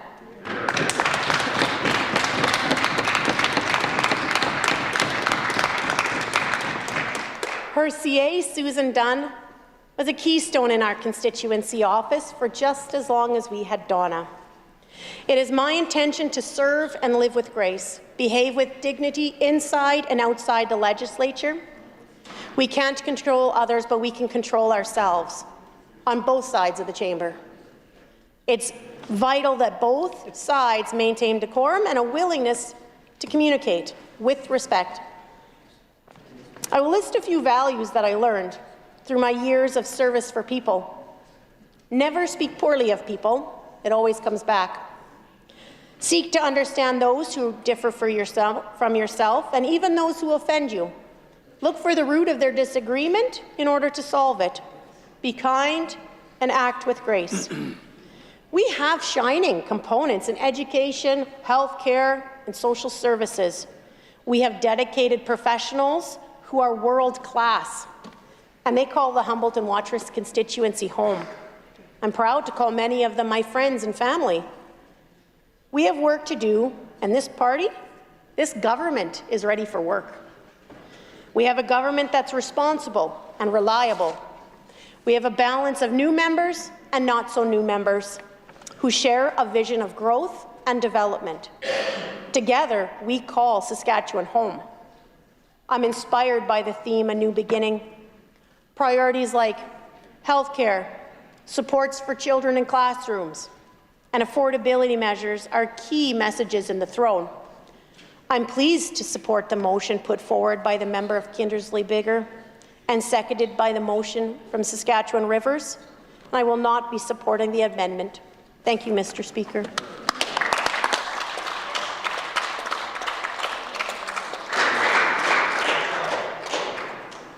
I recognize the member from Regina Douglas Park. Thank you, Mr. Speaker. It's my honour to rise this afternoon and enter into the debate on the throne speech once again after an election. First of all, before I get started, I want to and need to congratulate yourself, Mr. Speaker, as well as the Deputy Speaker on your appointments, very important roles that the two of you serve in. As you know very well, Mr. Speaker, you represent an area of the province that's near and dear to my heart. I try and spend as much free time there as I possibly can. We've always had the opportunity to engage with each other, I think, respectfully, and I know we will continue to do that. We may not always agree, but I know we'll be able to conduct our business that we need to do with an utmost amount of respect for the two roles that we have, and as well as the role that the Deputy Speaker has as well. I could not think of two better people to fill those roles, so congratulations. To all of the new members, I understand I could be wrong. I believe there are 31 new members. I believe there are more new members than there are returning members this time around. Congratulations to every single one of you. It's no easy feat to participate in an election. It takes a lot of work and a lot of sacrifice, both within yourself and as well as your friends and your family. So just a heartfelt congratulations to every single one of you, no matter which color flag you flew during the campaign. Know that only so many people get to have the honor of being in this chamber. It's something that we all should not take lightly, and something we should remember that we have a very important role and are very lucky to be chosen by the people of our constituencies to represent them in this chamber. To all of the new members on my side of the chamber, Mr. Speaker, I'm so excited to get to work with all of them. It's so reinvigorating to have so much fresh blood, Mr. Speaker, in our caucus. Every single one of these members comes to this chamber with a wealth of experience and a wealth of wisdom, Mr. Speaker, and I know that they will all serve their constituents and the entirety of the people of the province so very well, Mr. Speaker. I'm so excited to see what we're all going to be able to do together, and I very much look forward to getting to know not just the new members on this side, but the new members in the entirety of the chamber, Mr. Speaker. We end up spending a lot of time together, all of us, Mr. Speaker, whether it's within the chamber or at various events, sometimes more time than we get to spend with our families. So I do hope that we all take the opportunity and the time to get to know each other a little bit better on a human level, Mr. Speaker, which helps us, I think, in being able to work behind the scenes to get the work that we need to get done on behalf of the people of the province, and to move our dialogue in a constructive way, Mr. Speaker. I have a lot of thank yous to give. I'm going to first start by thanking, of course, my family, my husband, Jared. He's very busy in his own right with his own profession. We try really hard as a couple to support each other in our busy goals professionally, Mr. Speaker. And I'm very grateful to him and the sacrifices I know that he's made so that I can do the work that I'm doing here. And to my two children, just to update the House, Olivia is now 5. She was the first infant in this chamber way back in 2019, Mr. Speaker. She's now in kindergarten. It's crazy how time flies, Mr. Speaker. And then Ronan, my youngest, who's now 3. Actually, if you walk out of this chamber and walk around to the opposition side, you'll see the photos that were taken of the Legislative Assembly as it was made up during a very unique time in this Assembly, during COVID, when we were all spaced out and we had some government members on this side. The Speaker wisely thought it appropriate to make sure that we took up some photographic evidence of that time. You'll see me in that photo holding what looks like a little blob, Mr. Speaker. That was my son Ronan at the time. He was about 4 weeks old. So both of them have not been strangers to this Assembly, but happily, they haven't had to spend too much time in here, happily on their part for sure, that they haven't had to spend too much time in this chamber. And they're both very energetic, very fun-loving. Ronan in particular, very cuddly, and I love them to bits, and I know that they make sacrifices as well so that I can do this work. There was often during the campaign missed suppers, almost every day, I would say, missed suppers with them, but they are actually at an age where they're kind of starting to understand what an election is, which is a different experience for us. And their dad, when he'd pick them up for daycare, would often go driving around the city to find Mummy's signs around the city. Now, those often weren't my signs because I don't have signs and writings outside of Douglas Park, to be very clear, but they would like to point out the orange signs and count how many. It was really sweet to see them start to kind of grasp the life that we all lead. Now, I also want to thank everybody that was involved in my campaign. It's such an humbling honor to be not only to be able to represent the people of Douglas Park and to have the people of Douglas Park choose me to represent them, but also to have so many volunteers come out and sacrifice time away from their families for an election campaign, Mr. Speaker. So a heartfelt thank you to all of the volunteers in all of the campaigns, frankly, but mine in particular. I would be remiss if I didn't thank them. And then our staff in our office, we had Judy, we had Evelyn, and then Aiden and Jonah, who were very involved. I'm so grateful for them, their wisdom and their time. We, as has been spoken by members already. We shared some office space, had a bit of a regional focus, so I had the pleasure of sharing campaign office with the new member for Regina University and the member for Regina Wascana Plains. I'm very proud to have gotten to spend so much time with them and see them flourish during the RIP period and the campaign, Mr. Speaker, and what little we could do to try to help them get across the line. We're very happy to do so, but I know very much that they both worked so hard in their own right, and I'm very proud of how hard they worked and how dedicated they are to their constituencies and to the people of their province. So it was fun actually to be able to have a campaign with those two. We had a lot of joyful moments, some hard moments, but overall it was a really enjoyable experience, and I'm so happy that I get now the opportunity to work with both of them for the next 4 years. I also want to thank the person who holds down the fort in my constituency office, Aidan McMartin, who's now been working with me for a few years. He's an incredible person. I very much enjoy his wisdom, and the way he treats constituents, Mr. Speaker, is second to none. He has his heart on his sleeve, and he leads with empathy, and for that I am so very grateful. A taste of music is a little suspect, I would say, but aside from that, he's an incredible person, and I'm very lucky to have him in my life. To all the staff that work for us, in particular those in our caucus, a heartfelt thank you. As has been mentioned, there's a few folks who have left us, who are retiring out, and we have a few more folks who are coming in. We are always so lucky to have such a dedicated staff team who work tirelessly on behalf of the people of the province, who care about making Saskatchewan a better place, and for that, and also making us look more competent. I could not be more grateful, and I think we could not say thank you enough, Mr. Speaker.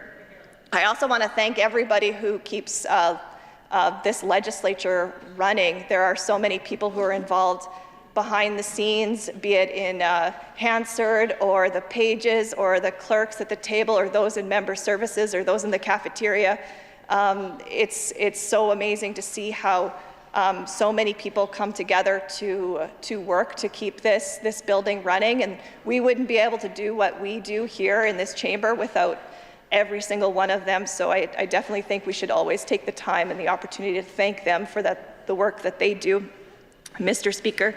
And I would be remiss if I didn't acknowledge the incredible hard work and passion and give a heartfelt thank you to the Leader of the Opposition, my leader, the member from Lakeview, who led a very strong campaign, Mr. Speaker. Her first time running through a campaign as leader, but you'd hardly know it if you watched her either in media or in debate. She was truly incredible. I think she showed the people of the province what she can do and what we can do as a team, Mr. Speaker, and I think the numbers that we came back into this House with, we owe to the hard work that she did, Mr. Speaker. We're very excited to see where she continues to go. We know that we're very hopeful that very soon she will be able to show the province what she can do as Premier of this province, Mr. Speaker.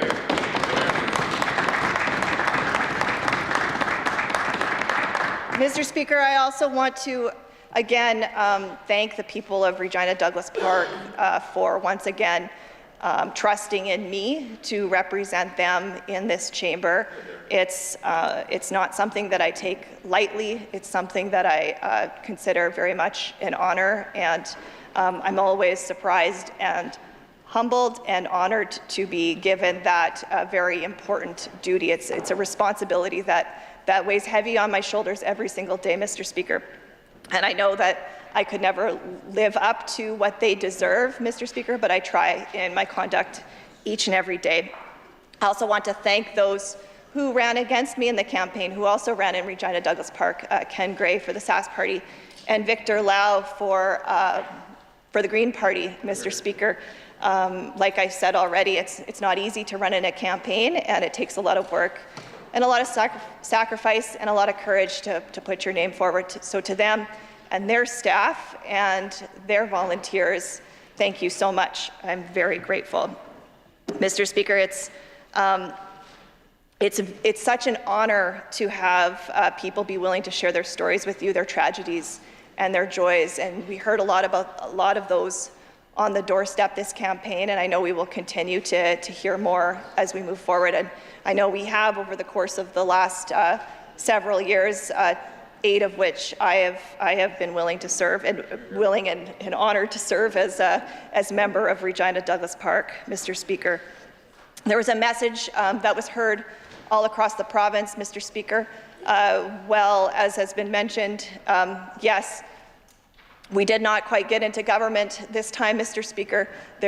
We heard loud and clear a lot of frustration from the people of this province, a lot of people who felt like they weren't being listened to, who have felt ignored over the past several years in particular. Mr. Speaker, I see my time. You cut me off so that I could speak again this evening. I'm looking forward to it.